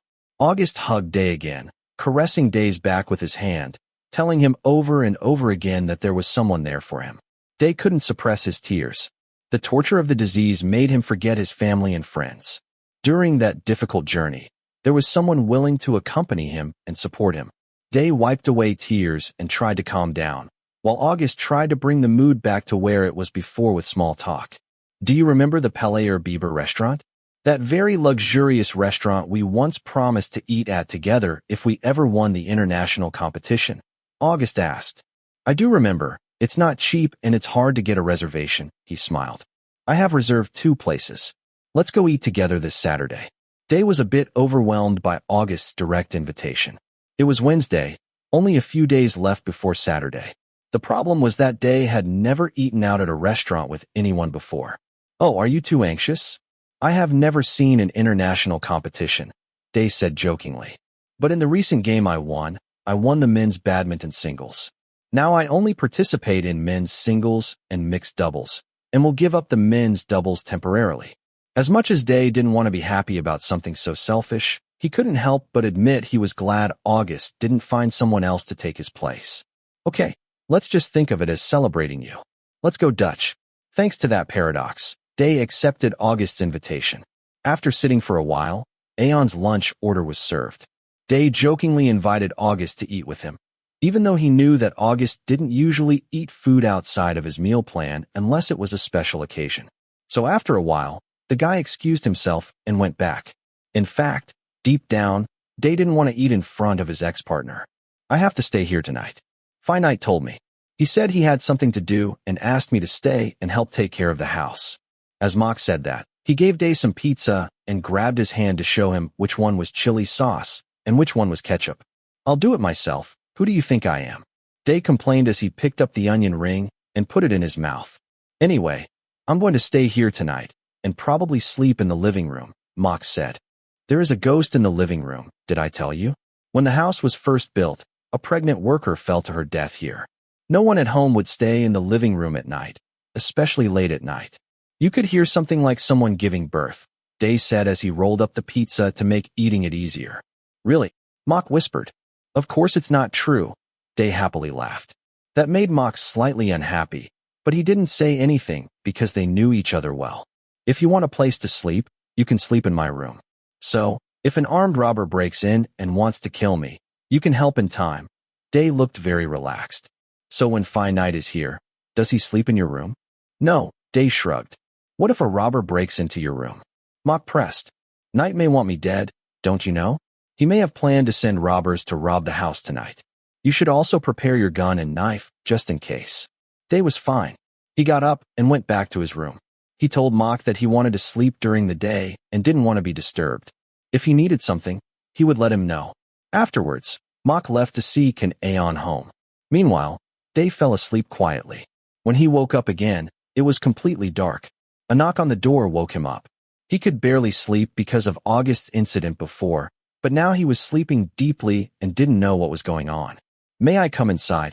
After hearing that question, there was another knock on the door. Day sleepily walked over and opened the door for Mhok. Mhok came into the room and asked where he should sleep. You have to figure it out yourself. Day replied without thinking before hopping on the bed and putting on his headphones to continue listening to the podcast he had paused. He squinted and thought Mhok would be sleeping on the floor next to the bed, near the window. This way he could keep vigil to prevent robbers from entering, as he had joked before. Feel free to do whatever you want, Fi. But if you need to smoke, you'd better endure it, or you can go out. But remember to take a shower before coming back, the owner of the room warned. I'm not that big of a smoker, don't be too exaggerated, okay? The other party complained. Fi, you smell like cigarettes. If that's not an addiction, what should you call it? Day said casually, and Mhok wrinkled his nose and smelled his clothes. Then he pretended not to know what was going on, maybe because he didn't want to give it away. So he suggested that he should take a shower first. Day pretended to be asleep, as if he had done something wrong. He suddenly felt inexplicably awkward being alone with Mhok. After taking a shower, Mhok laid on the mattress on the floor and tried to chat with Day, but Day still pretended to be asleep. After a while, Mhok also became quiet. Day picked up the phone with the earphones connected and checked it. It was almost midnight. Suddenly G's question came into his mind. Have you ever seen his face clearly? Fi Mhok. Day pretended to call softly, but got no response. He moved slowly, as gently as possible, on the bed. His caregiver was laying there, but he could only vaguely see him. Day slowly moved closer, his vision becoming clearer until the distance between them was less than a finger's width away. It was the first time he had seen Mhok clearly since they had met. If they accepted each other without any prejudice, everything would be as G said. Mhok was very good-looking, beyond his imagination. Day felt his heart beat faster, but he didn't know why. Chapter 9. Pele Bieber Restaurant. Wow, that food is very expensive, the caregiver, who smelled of cigarette smoke, said as Day looked aimlessly at the goldfish in the fish tank. His goldfish Geen seemed to be getting along with his new friend Nozomi, as he had become more active. This is French cuisine, a high-end restaurant. But I think it's troublesome for me to just eat ordinary noodles, let alone pasta, Day complained. It's okay, Day. You two are good friends. It's not a problem. Mhok tried to comfort Day, but Day gave no other response than silence and sighs. Day tapped on the glass to call Geen, but Nozomi, the new goldfish, swam over. Would you like to take a look at the menu first? There should be some things that are easier to eat. Day, you can choose for yourself. After hearing that, Day thought it was feasible. He asked Mhok to read the names of the dishes on the menu one by one, so he could imagine each dish slowly. The simplest thing, and what he ate more often, was steak.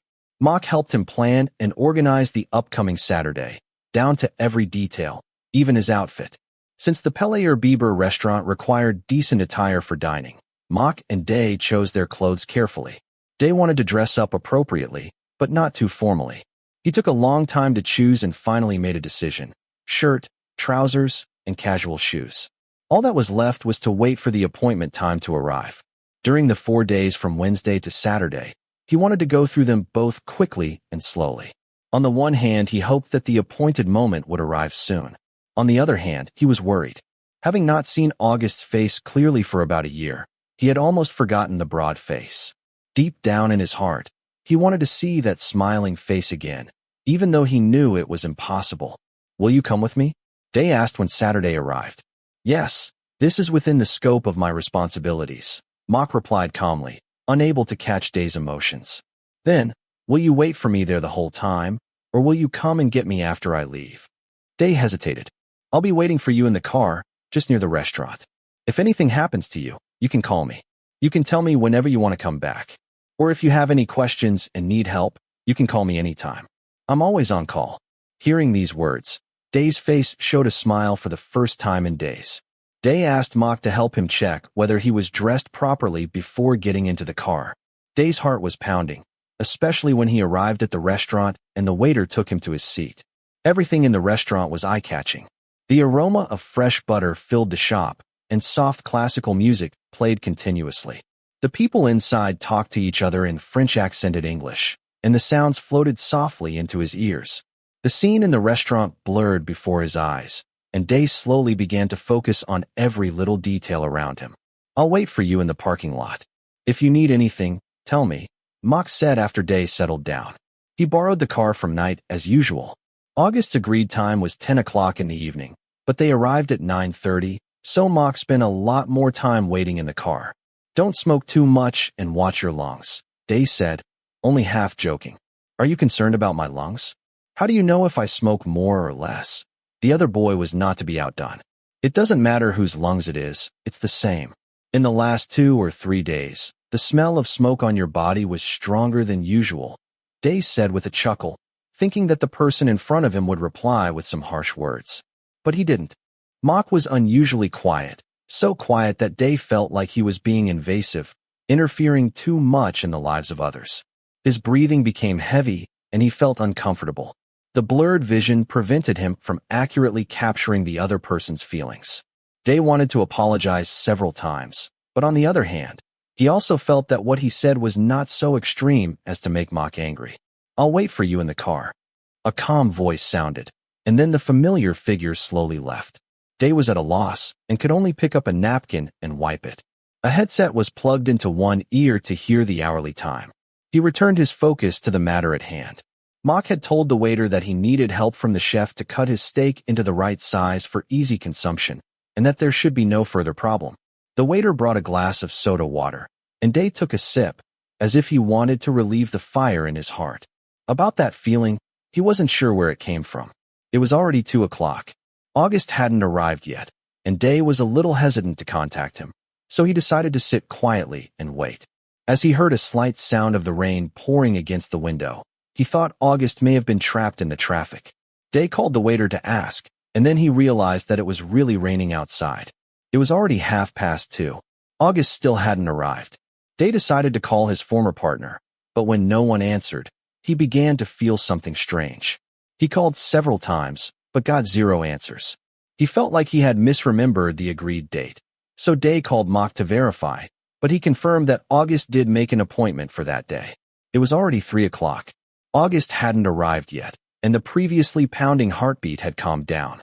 Day couldn't think of anything other than the thought of August trying to tease him by deliberately asking him out and disappearing right after. He may not have truly forgiven him yet. Day laughed bitterly and leaned back in his chair. It was already 3:30. In half an hour, the restaurant would be closed. The waiter came over and asked if the steak he had ordered should be served or taken away. Day didn't want to be talked about behind his back, so he decided to let the waiter serve the food directly. But he didn't really want to eat it. If he forced himself to eat, he would only feel heartache. If you keep it for a long time, it will become too hard and not tasty. "Is it fine, Mhok?" A voice came from not far away. Day turned to look at the speaker and saw a vague figure standing there. Although this was not the voice he was expecting, Day still felt a little relieved. Mhok pulled up a chair and sat where August should have been, then took a sip of the water he had been served. Then what should I do with this meal? It's such a waste. If the person I made the appointment with doesn't come, I'm going to eat it. This level of meat is not cheap. It can fill up the gas of my motorcycle and run for a month.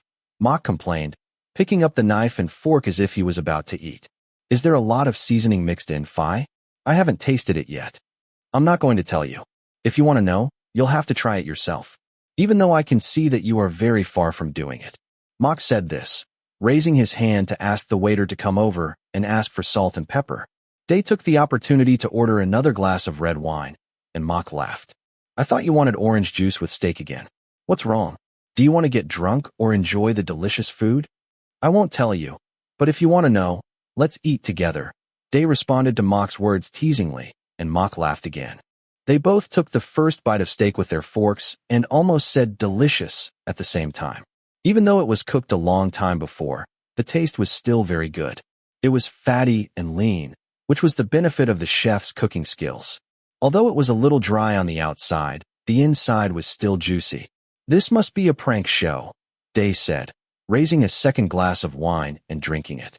Day, drink less, drink slower. Mhok tried to stop him, but Day didn't care.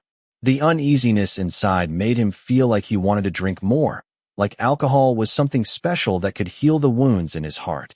It hurt. The waiter came over and told them that it was 4 o'clock. If they wanted to eat anything more, this was the last time to order. The meal can continue, but please don't take it too long. Mhok replied that there was nothing more, but Day suddenly changed his mind. 3 more glasses of the same wine, he said and laughed. Day. Mhok was a little annoyed. What's the matter, Phi? I'll have 2 drinks, and you have 1. Or maybe, Phi, do you think it's not enough? Then I'll have 1 drink, and you have 2. He clearly knew what Mhok was thinking, but he deliberately chose to irritate him. I think Day is already drunk. That's enough. There is no need to drink anymore.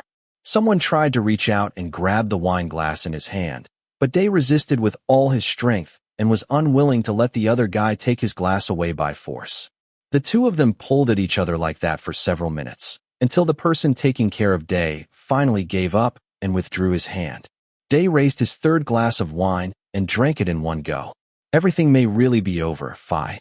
Mhok didn't respond, but Day knew he was listening. When I couldn't see anything at first, I chose to run away because I was afraid of knowing the truth. Since then, I felt ready. I felt like I could accept everything. But when it comes, I still can't bear it. Day spoke for a long time while trying not to make his voice tremble, but he couldn't. He felt like a complete failure. Day tried not to cry, even though he knew the guy in front of him could easily detect it. I've been deceiving myself, saying I'm just blind, Phi. I'm just blind, I just can't see. No matter what happens with the people around me or whoever, all the problems originate from me. I'm just deceiving myself, Phi. Who would want to date a blind man? No matter where I go, I can feel the eyes of strangers on me. He laughed at himself. I don't think you're weird, Mhok retorted. That's because you, Phi, have just started to understand me. If you had known me earlier, maybe you would have left me long ago, Day continued. That's not the case, Day. Think about G, she's nice to you too. But G and August are different, Phi Mhok. Don't you understand? He had tried his best not to show his vulnerability in front of others, but it was completely useless. Day felt tears flowing from his eyes, sliding down the bridge of his nose and falling down his cheeks. Day would deny everything in the world, but he would never deny those real feelings in his heart. He picked up the 4th glass of wine and poured it into his mouth. I have always liked August, and I have never seen him as just a friend. Day vented all the depression and uneasiness in his heart. All the things he had worked hard to build and maintain were like a carefully built sandcastle in the desert. The waves destroyed it mercilessly. Since then, he couldn't even maintain a friendship. The blurrier his vision became, the more restless Day felt. He wanted to stand up and violently overturn the table in front of him, leaving that place as messy as his heart. Day. Mhok was about to say something, but at the same time, the mobile phone placed at the door of the restaurant rang.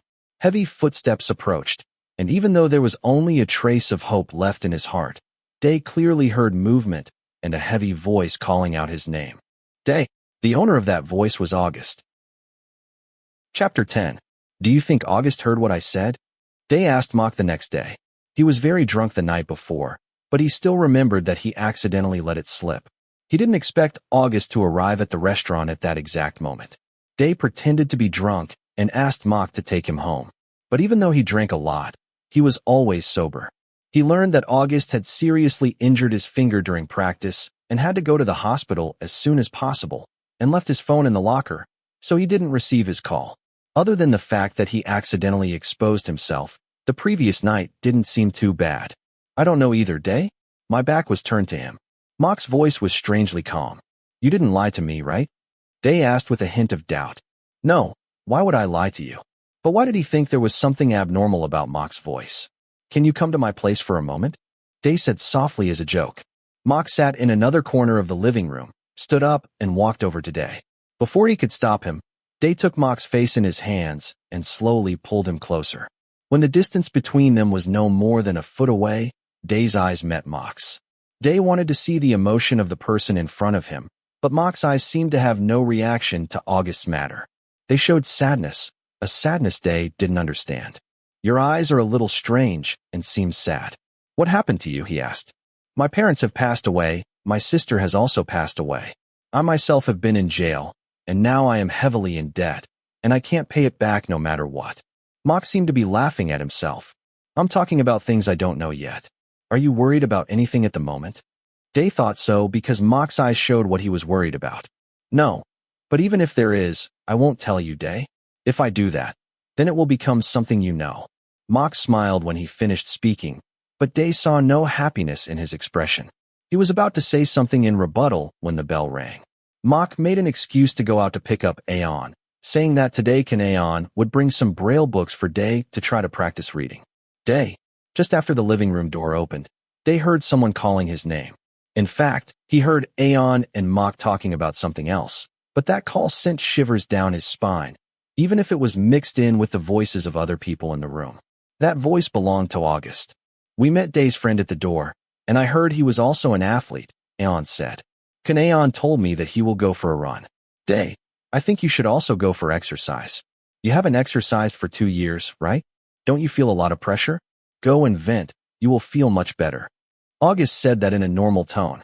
Everything was normal, as if he hadn't seen or heard anything the other night. Easy for you to say that. Don't you mind my current state? Day also tried his best to act normal. Do you want to give it a try? I can be your runner. What do you mean? Fi, are you talking about me? I'm talking about nothing. Day, why are you being so sentimental? Mhok's tone became lighter, and even though the two were still bickering, Day's hanging heart relaxed. The two began to have lunch. That day, Day decided to eat noodles. He felt that he could no longer escape. He had to do his best to do everything right. Are you eating with your mouth or with your face? You see, it's all over your face, and it's almost on your eyebrows, Mhok said with a chuckle. Eating these slippery noodles is like going to war. It's difficult to even use a spoon and fork, let alone chopsticks and spoons. It took so long to make a mess, but I still don't feel full. Wait a minute, I'll feed you. If you eat like this, you won't be able to finish it until the evening, Mhok said and grabbed Day's hand. Fi, you don't have to help me. If you keep helping me, when could I learn to live alone? Day responded, but Mhok's hand was still holding tightly. Do you really want to live alone? Mhok sounded like he was asking about small, everyday things, like what the weather was like. But Day sensed something else from the question. If he really wanted to answer that question, maybe he would have said yes. He hoped to be an ordinary person as much as possible, no matter how hard and difficult it was. Fi, do you plan to take care of me for the rest of your life? When you pay off the car loan, you can live a good life. I know that no one is willing to do such a job, not even my mother and brother. Otherwise, why would they hire you? Day said a series of words, bringing the conversation between the two to an end. Mhok did not continue to argue, but he still tried to feed Day with chopsticks. Day resisted vigorously, preventing the other boy from doing what he didn't want him to do. I'm just going to feed you today and hold your hand tightly so that you can remember this feeling and distance. I know you don't want me to take care of you for the rest of my life. I don't like to force others to do something they can't do, something you're willing to do. Perhaps it was because of Mhok's words that Day loosened his hand that was originally strong. Mhok held Day's hand tightly and moved, smoothly bringing the noodles to Day's mouth. Everything went in silence. Day opened his mouth to chew and remember that moment. As for Mhok, he was thinking about what he was going to say next. Fi, do you want to go running with us? Day asked before the new topic started. Go ahead, it sounds fun. It's also a good opportunity to exercise after work. It's worth a try, Mhok said, and Day smiled. He finished the noodles easily and thanked Mhok for his help and for being willing to run with him as a friend. For some reason, Day felt a little strange without Mhok by his side. Mhok had become his support, always helping and supporting him. His presence was like a magical talisman, ensuring that everything could go smoothly. Day was looking forward to it more and more, waiting with excitement for the promised day to arrive. On the appointed day, his excitement had not diminished at all. Is it tight enough? His caregiver asked as he tied Day's shoes. Day's wrist had been firmly tied to August's body with a guide rope, and everything was ready. Aeon and his partner taught them basic running techniques before splitting so they could feel free. On the park track, it was just the three of them, Day, August, and Mhok. Let's do it, August said, pulling gently on the guide rope. Day moved along. In the beginning, everything was uncertain. However, with every step, that feeling gradually disappeared from his body. Go forward about 10 steps, and we'll start to turn left. His runner gave such a hint in advance. Combined with body language signals, running for the visually impaired was not as difficult as he imagined. Day felt an indescribable freedom, and he didn't know if it was because he started sweating, as August said, or because he was doing something he hadn't thought he would do since his eyesight failed. How are you? August asked. I'm fine. I'm enjoying it, Day replied. They chatted along the way, Mhok not far behind. He was taciturn and barely participated in the conversation between Day and August until they sat down to rest after a few laps and Mhok excused himself to the bathroom. August hesitated while Day drank water to quench his thirst. Day turned to look in the direction of the sound. He could only see vague outlines and couldn't understand the other person's eyes. I'm sorry for what happened before. Let's have another meal together, August continued. Day tried to analyze his tone, but couldn't capture the exact message. He had absolutely no way of telling whether August heard what he said that night. But if August heard it, then it might be a hint that two people went to eat alone. Again, Day said with a playful smile. This time I won't break the promise like before. The voice was deep and firm, stirring up hidden emotions deep within Day. All the images from the past came flooding back. Those days when they'd run laps together on the playground, compete against each other until dawn, cheer when they won the qualifiers, or hug each other and cry when they lost. August was mixed in Day's memories and emotions in a way that he couldn't easily let go. Day promised him again. Chapter 11. Fi, how do I look? When the car stopped, Day broke the silence. August had confirmed the time and location with Day on the phone that morning and said that he would arrive at the appointed place early to avoid problems. They couldn't go to Pele or Bieber because they weren't able to get a reservation, so August chose a small bar they used to go to. It was small and friendly and didn't have too many people inside. You feel like a junior high school student on his first date, don't you? Mhok joked. What? Fi, are you kidding me? Day felt his face turning red. Day, you've sorted out your clothes almost 20 times, and all you have to do is use a ruler to measure them. You can see how nervous you are from the way you look now, Mhok chuckled. Actually, I think what August said on the phone was a little strange. When he invited me, he said he wanted to make up for some things. From his tone, I felt like something was wrong. Day said frankly. Wrong? What was wrong with his tone? It just feels a little awkward, Fi. I don't know how to explain it. Day was shy as he spoke. At first, he wasn't sure if he was blushing, but then he was absolutely sure. Mhok smiled, but said nothing. After answering August, Day reviewed recent events again. Maybe the other guy had heard what he said last night, but it wasn't certain as it was mainly a monologue to himself. Fi, I want to confess to August today, he said, and the atmosphere in the car became quiet again. Yeah, man, I feel like I have nothing to lose. At least I want to see him clearly again and speak out before it's too late, Day said. Mhok said nothing, just squeezed Day's shoulder gently to express comfort. Then, the car fell into silence again. Day's heart was in a mess. If he confessed, and nothing went as he expected, what should he do next? Sue, we're here. I'll take you in. After the car stopped, Mhok's voice woke Day up from his thoughts. Day waited for his caregiver to open the door for him, then stepped out and took a deep breath to calm himself. He grabbed Mhok's arm and followed him to the bar where he had agreed to meet August. Memories from the past came to his mind. He and August used to sneak out there to secretly drink behind the coach's back. The store wasn't usually very busy, and they were familiar with the store manager, so it was unlikely that the coach would find out. "We are already at the door of the store." As Phi spoke, he opened the door of the bar with his hand, and cool air blew out. Mhok walked ahead, soft music filling their ears. Day was rummaging around for his cell phone, ready to call August, but before he could take it out, there was an explosion, which sounded like a ribbon cannon. He dimly saw many people and colorful balloons in front of him. "Happy birthday to you, Day." August walked over until his face was clearly visible.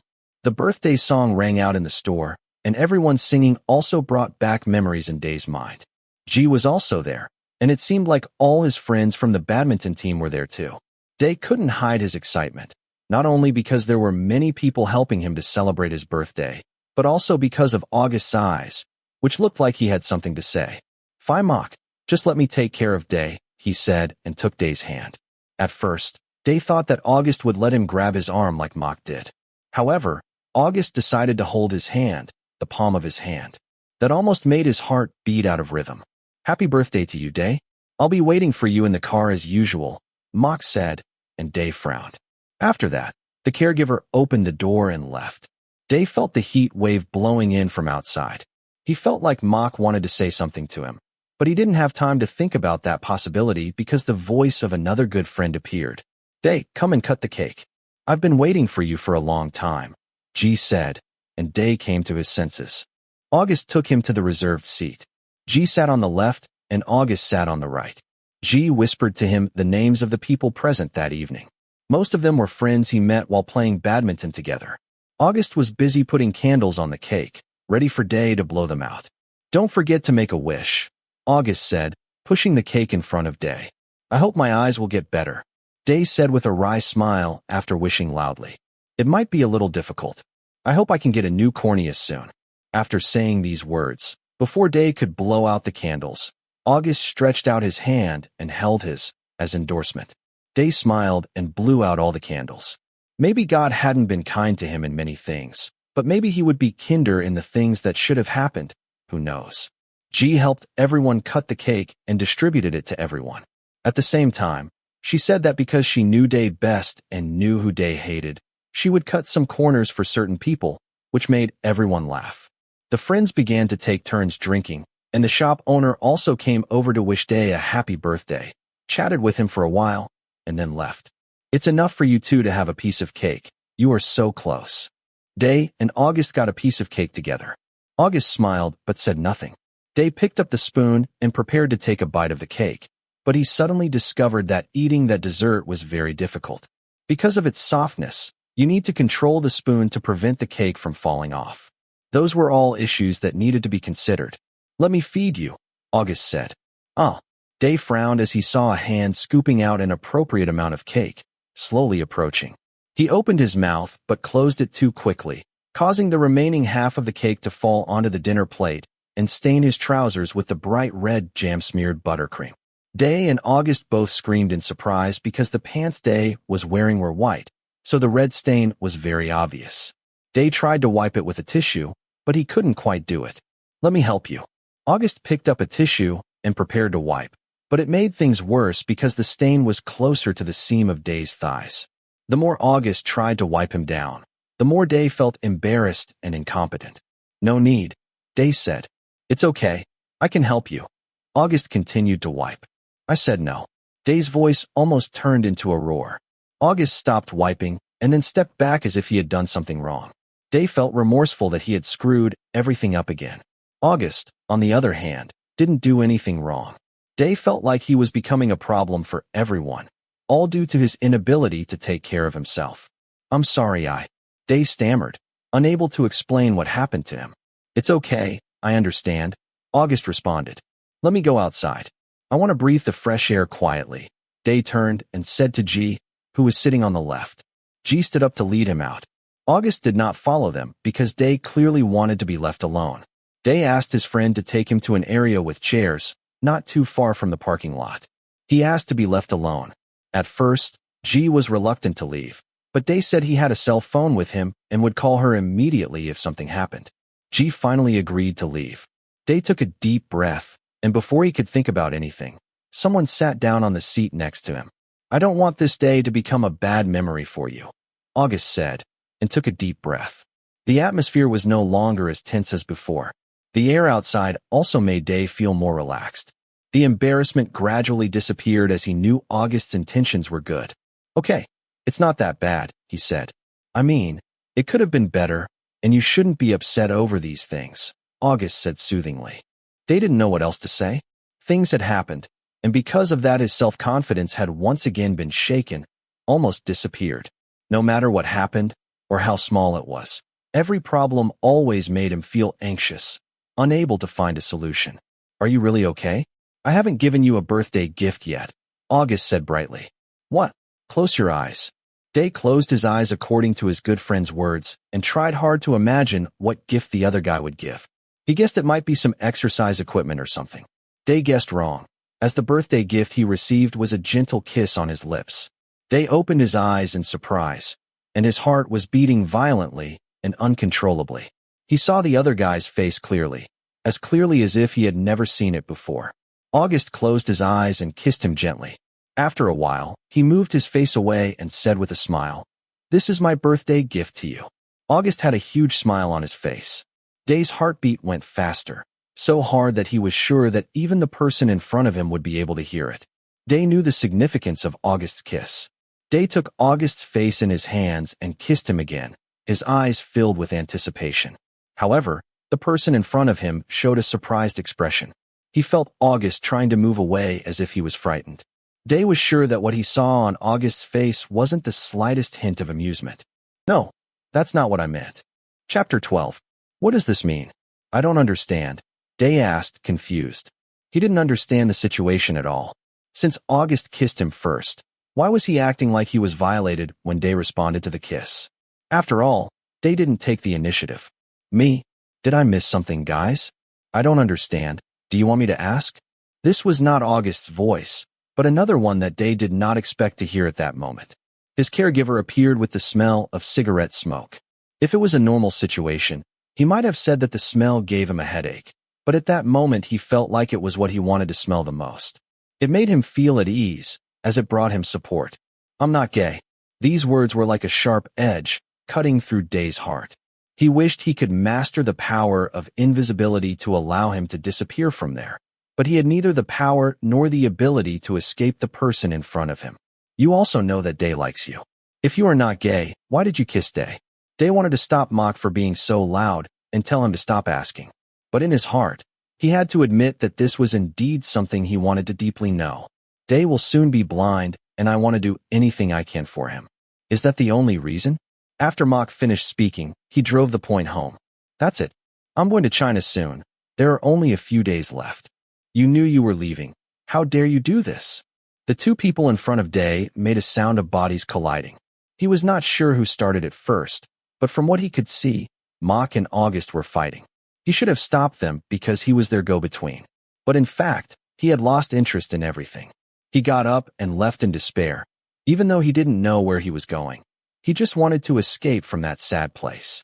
In the end, August was just like everyone else, looking at him with sympathy, the look he hated the most. That kind of look was all to prove that they were good people and that they were able to give generously, making him feel that he had to accept help and charity and his inferiority. He hated everyone who sympathized with him as much as he hated himself at that moment. A kiss out of sympathy, what a shameful thing. Come here. Along with the smell of tobacco, he heard a cry, and the owner of the voice pulled him with great strength, as if not allowing any resistance, and pulled him back to the car. The person in front of him opened the car door, and Day sat directly inside. All he could think about now was going home.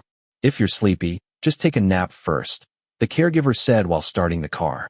Soft music played, soothing the injured Day, who decided to close his eyes and try to forget everything. Mhok drove quietly. The two of them didn't say a word, and the sound of the radio filled the silence in the car until the last song ended, and the radio started a new day's news broadcast, telling them that it was past midnight. Let the bad things stay in yesterday, Mhok said, and the further away from the bar they got, all of Day's senses began to slowly return. He thought of the man who always had an expressionless face, and then began to think about the expression Mhok would make when he comforted him. "Tell me what just happened," Day said briefly. "I asked him why he kissed you," Mhok said. "I want to know what happened then. I don't want to know what you said." "I can hear. I'm not deaf," Day complained, causing the driver to chuckle slightly. Day smelled a faint smell of tobacco. The smell was better than ever before, which made him feel a little strange.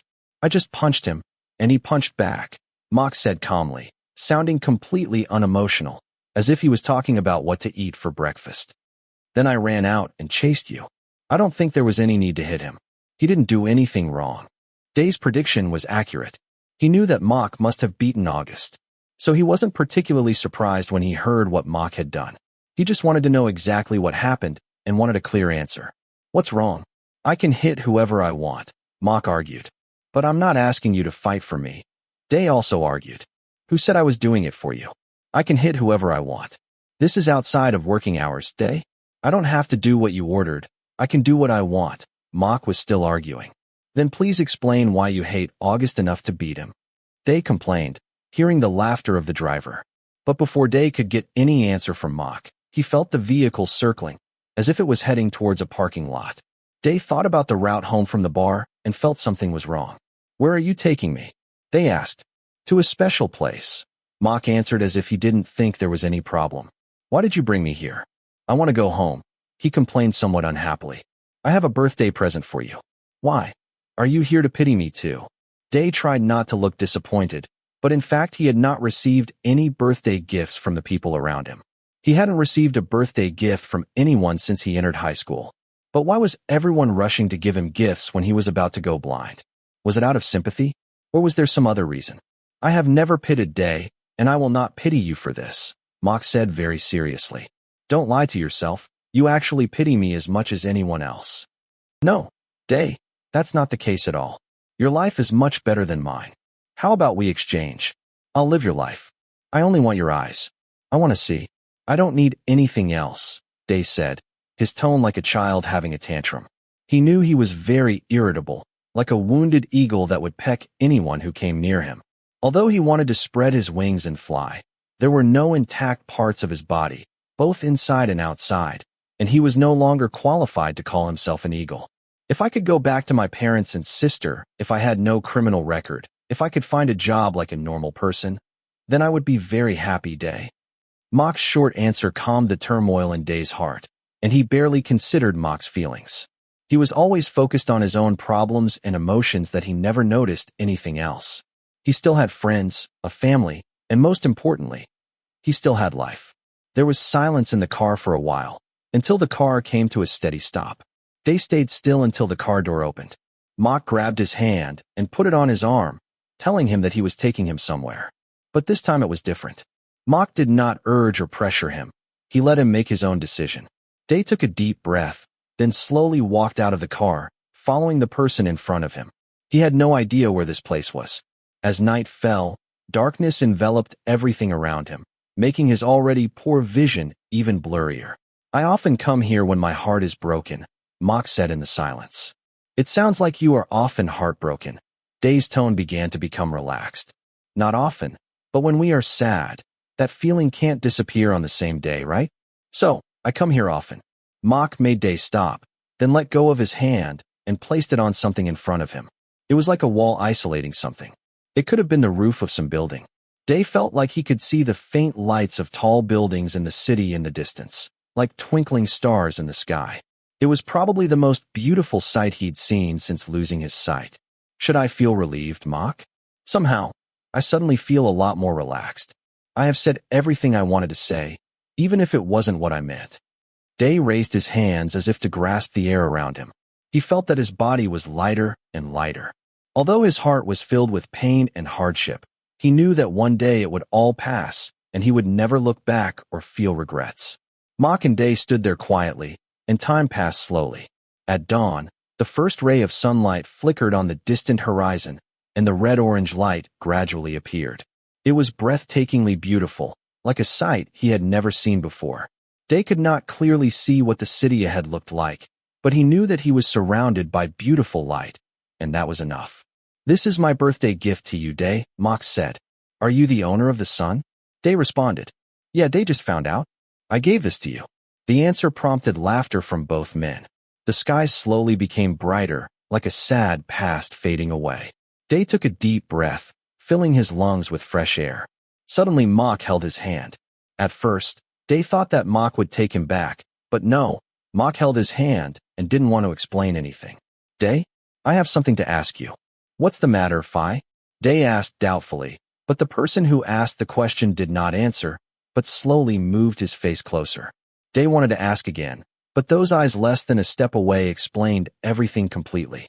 He closed his eyes nervously, and then felt a gentle, warm, sweet kiss, just like the first ray of sunlight lighting up the Bangkok sky. After a while, Mhok broke the kiss. Why, Phi? Why are you starting to sympathize with me too? Before he finished speaking, the person in front of him kissed him again. But this time it was even more intense. Day was caught off guard by the kiss. In addition, the smell of smoke that he usually smelled also penetrated deep into his bones and made him intoxicated. It was an indescribable feeling. Mhok communicated with Day in a way he never had before, just as Day understood Mhok in a way he never had before. That passionate kiss full of tobacco flavor was something he could never forget. How about this? Do you still think I'm pitying you? Chapter 13. Mhok and Day hadn't said anything since that kiss. It wasn't out of confusion, heartache, or anything else, but it was like the beginning of a new, indescribable relationship. Day sat quietly while Mhok was driving back. There was no sound other than the music in the car, so soft you could barely hear the lyrics, and the lingering smell of smoke. They each returned to their own worlds, with no one asking or talking about anything again until the new week came. Is Day really not going? His caregiver asked repeatedly while he was tying guiding ropes around their wrists. They came to the park where they were running last time. What was different was that the person accompanying Day while running was no longer his friend named August, but a man named Mhok. Tomorrow there's the real race. If I don't practice, I will definitely not be able to finish it. Let's try to hold on for a while. Kun Aon and I have made an agreement to finish the race together, no matter what, Day said. After firmly inserting the earphone in his right ear, he started running with Mhok guiding him on his left side. The day after, they were going to run a 10-kilometer race with Kun Aon. Moreover, the special thing was that after the competition, Kun Aon was planning to propose to his girlfriend, and he also asked Mhok to help record a video for the wedding documentary. Kun Aon was one of the most important people in Day's life since he lost his sight, and there was no way he could fail the next day's race. August, what would you like to say to the Thai fans who have always supported your career? It will take a few months to go to China to participate in the competition this time. I believe the fans who have always been supportive will miss you very much. While Day was running, the sound of a news interview came from his headphones. That day was also August's last day in Thailand before flying abroad to prepare for the long game. Although there was a press conference at the airport, he still chose to stay at the park for a run and did not go. I want to thank everyone around me, including my family, coaches, teammates, fans, and past partners, even though we are no longer partners. When August mentioned his past partner, Day's steps became unsteady. Mhok had to turn around and ask about the situation, but he said it was okay and just kept running. I believe that each of us has his own path to walk. I am very happy because we had the opportunity to meet and get to know each other, to enjoy many wonderful things together. Sweat oozed from Day's forehead, but at the same time, all kinds of chaotic emotions seemed to be forgotten. He felt incredible. The heart that was once troubled by various emotions had become extremely calm. He only focused on the road ahead and forgot about other things that had nothing to do with it. He centered his attention on every step he took. One day, when we must separate, I believe each of you will understand that everyone has reasons for choosing a different life. I don't ask for anything else. I just hope that everyone can continue to move forward and not stop. Maybe one day, when our life trajectories intersect again, we will meet again. Day continued to run, choosing to leave those events in the past, as his former partner had said. At that moment, he no longer had any regrets. He was very open about his feelings. When he felt loved, he expressed it, and when he was disappointed, he accepted that. That was enough for him. Even if there were scars left on him, his progress couldn't stop. That was the most important thing in life. Day looked at the blur ahead, knowing that one day he wouldn't be able to see anything. And on such a day, he wouldn't have any regrets. I'm going to be jealous if you continue to listen to him. A word from the person next to him interrupted Day's thoughts. "Why are you jealous?" he said as he ran. "Do we have any laws against jealousy here? Can't I be jealous?" Mhok didn't stop either. "It's not prohibited by law, but isn't my identity wrong? What's your relationship with me? Why are you jealous of me?" Day was confused. He didn't know what Mhok was thinking. He wasn't quite ready to find answers to his feelings. Day had just emerged from a period of emotional distress, and after only one night, he might not be able to forget everything and start over again with great expectations. "Have you forgotten about our kiss? You kissed me. There was no us kissing each other. You took the initiative to kiss me, and I had no choice but to stand there." The other person talked about kissing as if they were talking about the weather. Day took off his headphones and began to feel his cheeks heat up, hoping Mhok would think he was acting that way because of the heat rather than his feelings. "But Day also accepted my kiss, I remember," the man said and smiled. "Stop talking about this and concentrate on being my runner. Can we talk about something else? I can't concentrate on running anymore. What if I hit a tree and knock my head off?" Day said, "Start a topic. You won't hit the tree because I'm going to protect you, and I'll be the one to hit the tree." Mhok's low tone was completely inconsistent with what he said. "What are you now? The flower guardian of the last century? It's really old-fashioned," Day complained, making the other man laugh. They stopped talking when they ran to the other side of the park, which was filled with people walking back and forth. Day had been concentrating on running so as not to accidentally bump into someone. Mhok also had to be very careful and remind Day of the direction they were running. Everything went well on the last day of training. Mhok took Day to run 10 kilometers within their planned time. Distance and fatigue didn't seem to be such an issue for Day, thanks to his past as a former professional athlete. The person who guided him seemed particularly tired, but he hadn't given up yet. The two got back in the car together and prepared to leave the park. "We'll start at 5 o'clock tomorrow morning, so we'll be ready to leave at 4:30. It takes almost an hour and a half to get here from Day's house. Considering that we still need time to prepare, there doesn't seem to be much time to sleep tonight. I don't know how to get up. Can you still run away?" the man said as he drove. "What do you want to say? Go ahead." Day seemed to know what he meant. "It's nothing. I just want to say that my home is near here. But I can still make it in time if I get up at 4 o'clock. Are you inviting me to spend the night at your house?" he said sarcastically. "But even if I agree, we still need to go back to my house to get clothes and other supplies. So, we still have to drive back and forth. Actually, I have already prepared my luggage in the morning. If Day agrees, I don't need to go back to your house. How about it? Am I quite prepared?" "That's not thoughtful. That's deception," he complained. In fact, he didn't really like Mhok doing that and felt a little uneasy inside. The worse his eyesight became, the more he felt that everyone was manipulating and arranging things for him. "I'm not forcing you. As for now, I'm driving back to your home." Mhok's tone softened, probably knowing that Day was not happy. "Fine, you can lie to me. I can't see you anyway. Day, I don't want to force you to be what I want you to be, but I hope you can also think about it from my perspective. It is my responsibility to take care of you, and I have been working hard. I want you to be in the most comfortable way. I don't want you to feel uncomfortable because of this." The driver talked a lot, which was actually not in line with his character, but it also broke the barrier between the two of them. Day sighed. "Fi, you are right. My own pain also made me forget to care about other people's feelings. I apologize to you if I made you feel uncomfortable." Mhok's straightforward apology made Day's heart skip a beat. He felt it was incredible. He didn't know when that person, who had always been by his side like a shadow, had begun to have such a big impact on him. "I'm not angry with you," he said and took a deep breath. "But I don't like it when you plan things in advance, as if you are controlling me. No matter what it is, you should tell me in advance. If you had told me this morning, I would have said it was fine, and we could pack things together." "Okay, I understand." Mhok accepted his words. "Fi, you want me to understand you, and I also hope you can understand me." After a moment of silence, he decided to speak out what was in his heart. "Since I got sick, everyone has been thinking about me. They just want to do what they think is best. I don't like the idea of things being done for me, without leaving the decision up to me. I feel like I've been manipulated, a lifeless puppet unable to be myself." Although he couldn't see it, Day could still guess Mhok's expression at that moment. He'd never really opened up about that topic to anyone, not even his mother. He knew that everyone was doing things for him out of good intentions, so he didn't want to deny things. But with Mhok, for some reason, He felt like the relationship had progressed to the point where he needed to openly discuss that issue, as he just felt like he should say how he felt. I don't like people lying to me, and I don't like people doing things silently behind my back, especially for sympathy purposes. I would hate it very much.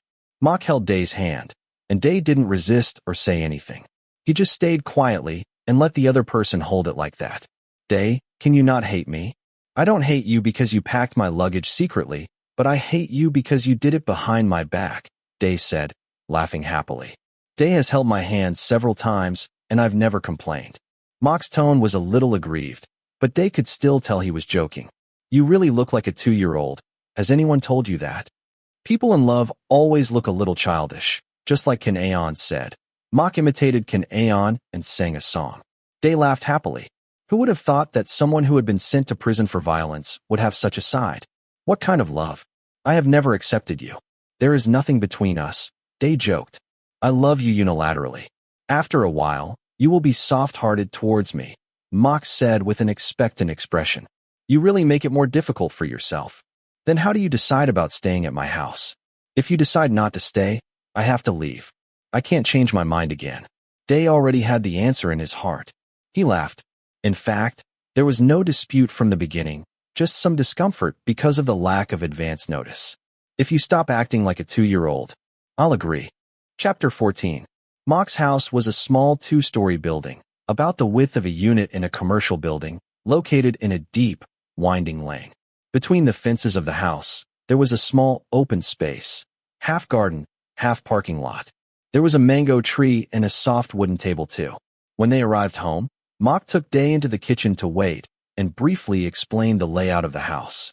There was a combined function room and kitchen downstairs, while upstairs there was Mhok's bedroom and his sister's. Do you want anything to eat tomorrow before your run day? I can order in advance so you can eat it on your own in the morning, Porjai asked as the three of them ate dinner. Porjai was Mhok's ex-girlfriend and Mhok's only good friend. She was facing a difficult situation and Day was aware of everything, as Mhok and Porjai had never hidden anything from him. Porjai was pregnant with her ex-boyfriend's child, with whom she had just broken up. She temporarily moved into Mhok's home to avoid being stalked and harassed. Day had never asked the question, would Mhok be responsible for Porjai's child? Just a banana, thank you, Phi. Who dared to ask? And if he could, doing so would mean telling Mhok that he liked him. Asking himself, Day was not quite ready to enter the stage of openly discussing a relationship with Mhok. He was not yet recovered from August's incident, and he needed more time. How are you, Phi Porjai? Do you know if it's a boy or a girl? Day chatted with Porjai. I don't want to go for an ultrasound and waste money. It doesn't matter if it's a boy or a girl. Porjai joked and told Day to eat more. She said everything on the table today was prepared by Mhok himself. Mhok actually cooked pretty good food, mostly Thai food. What about you and your eyes? What did the doctor say? Porjai asked back. What should I say, Phi? My eyesight has been declining. The doctor said it will gradually decline. I don't know how much, but some things I once could see well are not so clear now. He confessed that he didn't feel like hiding anything. But that also made the atmosphere a bit strange, and several people became restrained, perhaps because that was not a topic suitable for small talk. Porjai also realized that there was no need to continue along that topic, so she changed it and offered to clear the dishes to thank Mhok for the preparation. The owner of the house, who had been silent all that time, invited Day to sit under the mango tree in the open space. Day could only vaguely see the garden. When Phi Rung was still here, she was always complaining. The house was too small, but she wanted to plant other trees. This mango tree took up too much space. But Phi Rung cherished her things very much. No matter what, she wanted to plant other trees. She didn't want to cut them down. She planted them all with her own hands. Mhok started talking as the two of them sat on a soft stone under a mango tree. Day looked up and could only see some vague shadows, but it was enough for him to imagine the picture. How old was Phi Rung when she died? 29. Very young. After hearing that, Day said in frustration, a 29-year-old person should not be so close to death. He started to understand Mhok more. That thing was hard for anyone to accept.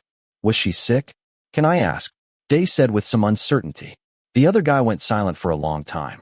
There was such silence that Day began to feel uneasy and was about to tell Mhok that he didn't have to say it if he didn't want to. But Mhok spoke up. Fai Rung was once married and pregnant, but then she had a miscarriage. After that, everything changed. Neither Fai Rung nor her boyfriend could accept that fact. Fai Rung's mental state was very bad, and they ended up divorcing. Mhok paused momentarily, took a deep breath, and continued. In fact, I should have discovered it earlier. After losing the child, Fai Rung became very fragile. But at that time, I didn't pay much attention to others and lived a day-to-day life. Fai Rung borrowed some money and opened a manicure shop, but failed. In the end, Fai Rung chose to give up her life. I feel sorry for you. I've been thinking that if I could go back in time, if I talked to her and took care of her more, if she knew I was always by her side, she might not have made that choice. Day could do nothing more than hold the speaker's hand. But that's the reality, Day. You can't go back to the past, Day said with a hint of sadness. Day still held his hand tightly, but inadvertently looked up at the broad sky. He saw circles of light floating in the sky and was unsure what they were. The moon, the lights from the buildings, or the glare caused by sore eyes. He didn't care. As long as it looked beautiful, it was enough. Have I ever told you about my dad? Day asked, and Mhok shook his head, but when he realized Day couldn't see clearly, he hurriedly said, Not yet. Day smiled unintentionally. When I was young, our family lived in another province. My father was from the south. After they got married, my mother moved there to live with him, and then my brother and I were born. Everyone said we had an ideal family, but I don't remember much. I was only 2 or 3 years old at the time. Day tried to recall the past, but could only recall fragments. Actually, I also wanted to know about Day's father, but I don't dare to ask, Mhok admitted. My dad was unfaithful to my mom, or rather he betrayed her. Once when he was drunk, he had a relationship with a colleague, and my mom caught him in the act. He admitted everything. In fact, it was just a one-night stand. He did not continue the relationship with that colleague. But for my mother, she couldn't accept it. She couldn't spend the rest of her life with the person who betrayed her. Day told the story in detail. Mhok listened quietly, and Day continued. My mom returned to Bangkok with her 2 kids and decided to raise us on her own and never forgive my dad. You know what? In our family, the word dad is taboo. As a child, if I mentioned my dad, my mom would go silent. My brother and I understood on our own that it was a rule in our family. I didn't care too much myself. I was still very young at the time, and I can't remember clearly. But my brother and my father have a very close relationship. For him, it was definitely harder to accept it all. Mhok held Day's hand tightly and gave him support. Day smiled slightly and felt a wonderful feeling. Someone listened to his story, and he felt very warm inside. Under that not very romantic mango tree. Although the conversation was full of the paleness and pain of life, he felt an inner satisfaction, like someone was hugging him. As if he finally got a chance to breathe. Hearing Day's mother's story made me think of poor Jai, and how strong women must be who decide to raise their children alone. Mhok frowned, and Day scowled. If Phi Poor Jai has any trouble, just tell me, and I can leave, Day said generously. Day, are you jealous of Phi Poor Jai? This is a strange question. Why should I be jealous? There is nothing between us, Day said and smiled, but Mhok did not laugh with him. The atmosphere became tense for a moment, and the strength held by the 2 hands seemed to say, This is a very serious question, and I hope to get a sincere answer. I know that living with an ex-girlfriend might make other people feel uncomfortable. But, Day, you should know how emotional pregnant women can be. I am very aware of my sister's situation, and I don't want to make the same mistake again. Currently, poor Jai is living alone. Her parents are not in this city. I just want. You did the right thing. If it were me, I would make the same choice, Day said with a smile. Are you really not jealous? No, it's impossible for Phi Poor Jai to get back together with someone like you. You are as rigid as a piece of wood. People who are with you will find it boring, Day said with a smile. I'm starting to hope that you'll be jealous, Day. The words were said so playfully that Day was secretly surprised. It was like Mhok wanted to show a side that had never been shown before.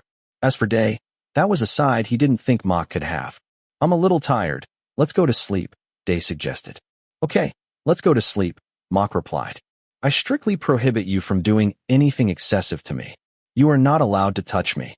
If you do anything to me, I promise I will fight back. Do you understand? I will fight back. Day looked serious, as if he had noticed that Mhok seemed to be about to say something inappropriate. Mhok smiled and raised his hands in surrender, and they quietly walked into the bedroom. Poor Jai had already gone to bed in the bedroom on the second floor early. Mhok's bedroom was quite small, about half the size of Day's room. The room was filled with all kinds of debris, leaving only a narrow passage. The bed was also a single size, so if two people slept together, it would have been quite crowded. "If you feel uncomfortable, I can sleep on the floor," the room's owner said. "Which floor? Do you mean the cement floor in front of your house? You don't even have a place to walk in your room. Which floor are you going to sleep on?" Day muttered. "As a poor man's boyfriend, you have to put up with some inconveniences." Mhok seemed to be humming a song. "Go tell your boyfriend and stop looking for me," Day said as he crawled to the other side of the bed to sleep. Both of them had taken a shower before eating. The bathroom at Mhok's house was a public bathroom located downstairs. He had already washed while he waited for Mhok to cook. "I have enough water to take a shower every day," Mhok said, but Day interrupted before he could finish and said, "We're all out of water." The two men laughed out loud in the dark little room. In this dilapidated little house, the two men shared their regrets about missing someone. That night, Day slept peacefully. For some reason, inside he felt very light and happy, as if Day himself had grown by learning about the different facets of Mhok. He saw a life he had never seen or imagined.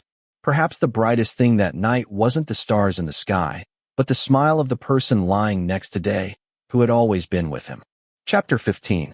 The whistle sounds, indicating that the race has begun. With Day taking a confident stride, Mhok suggested choosing a relatively less crowded track and planning on keeping some distance from others to allow Day to run more easily, without worrying about bumping into anyone. Day continued running step by step without thinking too much about the distance. Despite Mhok's constant reminders, Day didn't want to reach the finish line quickly and get a medal. To be honest, he participated in the running competition because he wanted to attend Kan Aon's wedding. "Do you want some water?" Mhok asked when they had run about 5 kilometers. Day didn't feel particularly thirsty because he had eaten a large banana before leaving home. For him, running was much easier than participating in badminton matches. The rhythm was very stable. There was no need to run fast or expend a lot of energy. "Why don't you drink first, Phi? I'm not thirsty yet." Mhok accepted the offer and continued leading him on the run. Day remembered a sentence he had heard before. "Life is to keep running forward, don't stop." The look in his eyes at that moment showed that he had devoted himself wholeheartedly to the present. He didn't know what was waiting for him ahead, but he still wanted to keep moving forward. "It's already 8 kilometers, Day. Do you want to take a rest? We can walk for a while. We still have a lot more time," Mhok asked as they turned the corner along the park's track. But the answer was still the same as before. Day didn't feel particularly tired during the badminton match either. "It's okay, Phi. I'm not too tired," Day said. "But I am," Mhok gasped. "Really, Phi? Yesterday you did look more energetic. Why are you so tired today?" Day asked doubtfully. "Because there are more people today, Day. I need to be more careful than yesterday, so I feel a little tired and a little nervous too," Mhok responded. "Want to take a break then?" "No." After the leader responded, they continued to run. Day deliberately slowed the pace to give Mhok a chance to rest and catch his breath. Day smelled the smell of green grass nearby, guessing it might be freshly cut grass, or it might be because it rained last night, so the air was filled with a moist aroma. While running, he recalled the time when he was just about to train for this run. At that point, August had said he wished he could do some exercise, too. People who exercise regularly may feel very uncomfortable if they suddenly stop exercising. August was right. Day felt like his body had become lighter, and he got the idea of exercising every day. "Run another 500 meters, and we'll reach the finish line, Day," Mhok said. "Wow, Phi, you ran really fast today, faster than yesterday," Day responded. "Because you kept running non-stop," he responded with a smile. "It's because of excitement, Phi. With the cheers of the audience and the sound of other people running, I feel full of energy and want to run even more," Day replied with a smile too. There were always people cheering them on the road, staff distributing water, people running in the park, others just hanging out in the park. The sight of Day and Mhok running together connected by a guide rope caused even more cheers, which filled Day's body with strength. "Day." Mhok's deep voice made him feel a little strange. He turned his head, as he thought that Mhok was about to tell him something very important. The other end of the guide rope stopped moving, and so Mhok did. 10 more meters, and we'll be at the finish line. Hearing that, Day's heart beat faster unconsciously. Although the sound of cheering from behind was getting louder and louder, which made him feel very nervous, he showed a big smile. Another thing he wanted to do was about to succeed, and he couldn't help but feel excited. Aeon came to his mind. Day. Mhok's words were full of hesitation, as if he was making some kind of decision. After we cross the finish line, Day will be my boyfriend. When the person in front of him said that, Day's heart beat wildly and uncontrollably. Even though he had already run nearly 10 kilometers, that couldn't be compared to the physical reaction caused by those words. Are you making a bet with me? He complained jokingly. No, it's not a bet, Mhok denied. I just want to be your boyfriend. Then if I don't want to be your boyfriend, I don't have to cross the finish line? Day, I'm just telling you what I've always wanted to say. That's all, Mhok said calmly. Hearing that, Day smiled, then stretched out his hand and took the hand of the person in front of him tightly. The guide rope was no longer needed. Day continued to run forward, Mhok close behind. 10, 9, 8, 7, 6. Day looked back on everything that had happened in the past few months, ever since he met the man who was counting down in his mouth, and he realized that Mhok was different from everyone else he had met in his life. If Day were to look at it by conventional standards, he would not be interested in Mhok at all, but what he had experienced taught him to understand that Mhok had something that others didn't. Mhok was able to see into his heart like no one else could. If a person was beautiful on the outside, it may not be difficult to see through the outside to see the inside. But in his situation, it was the opposite. He was just an ordinary person, but that man never cared. He chose to follow his heart. 5, 4, 3, 2, 1. The person next to him was far from perfection. If compared point by point, Mhok probably had as many flaws as Day. His life had fallen into a trough, and he had lived a lonely life. His friends and family had gradually distanced themselves from him, and there were also those feelings of guilt that were difficult to eliminate that always accompanied him. He had all of that, and so did Mhok. There was something about Mhok that he had never seen in anyone else. But at the same time, he also saw things in Mhok that others might never see. As August had said, life is a process of moving forward, and the next stop of his life was almost here. 0. The two people held hands and crossed the finish line together, relatively speechless. Mhok hugged Day with love. Day could smell his sweat and the smell of tobacco mixed with the pungent aroma of grass. At that moment, he also felt the joy and happiness he had never experienced before. Day's heart was pounding so fast that it almost exploded. He chose to open his heart and walk the difficult road with Mhok. Like he once asked Aeon, can a sighted person and a blind person live together? He still didn't know the answer, but since no one around him had any objections, why should he belittle himself? Fine, stop making trouble. Don't kiss me now. I don't want to be romantic when there are so many people around. Day hesitated, for he saw that the man in front of him had a strange expression and seemed to be closer to his face than usual. So, if there aren't many people around, you can kiss me, right? The man in front of him answered like a kindergarten kid who just got a new toy. Yes, but you have to pay. Then I might go bankrupt. Then don't think about any of those things that are going through your mind right now. Day quietly slipped away from Mhok. You can go and prepare to shoot the proposal video for Aeon. Oh, I almost forgot, Mhok said, laughing heartily. The two received their medals from the staff and then walked in their direction. Day took out his mobile phone and handed it to the other guy, and then they proceeded hand in hand to the agreed place, where someone was waiting to propose. Day felt a little uncomfortable holding hands with Mhok in a public place, but the feeling quickly disappeared. Sometimes there were benefits to being blind. Even if he cared about other people's opinions, he couldn't notice even if others were looking at him unkindly. He thought he should be more worried about going blind soon than holding Mhok's hand. Mhok led him through the crowd to where people were getting photos and drinking water. There were noisy sounds all around. Day felt a little depressed, but thanks to Mhok's presence, he felt relatively comfortable and at ease. Aeon sent a message saying that it might take a while. His girlfriend has already reached the finish line, but she went to help other runners and contestants in case anyone encounters problems. Mhok conveyed to him, "Give me a bottle of water." After Day finished speaking, his caregiver agreed and turned to the person distributing water not far away, and then took a bottle and handed it to him.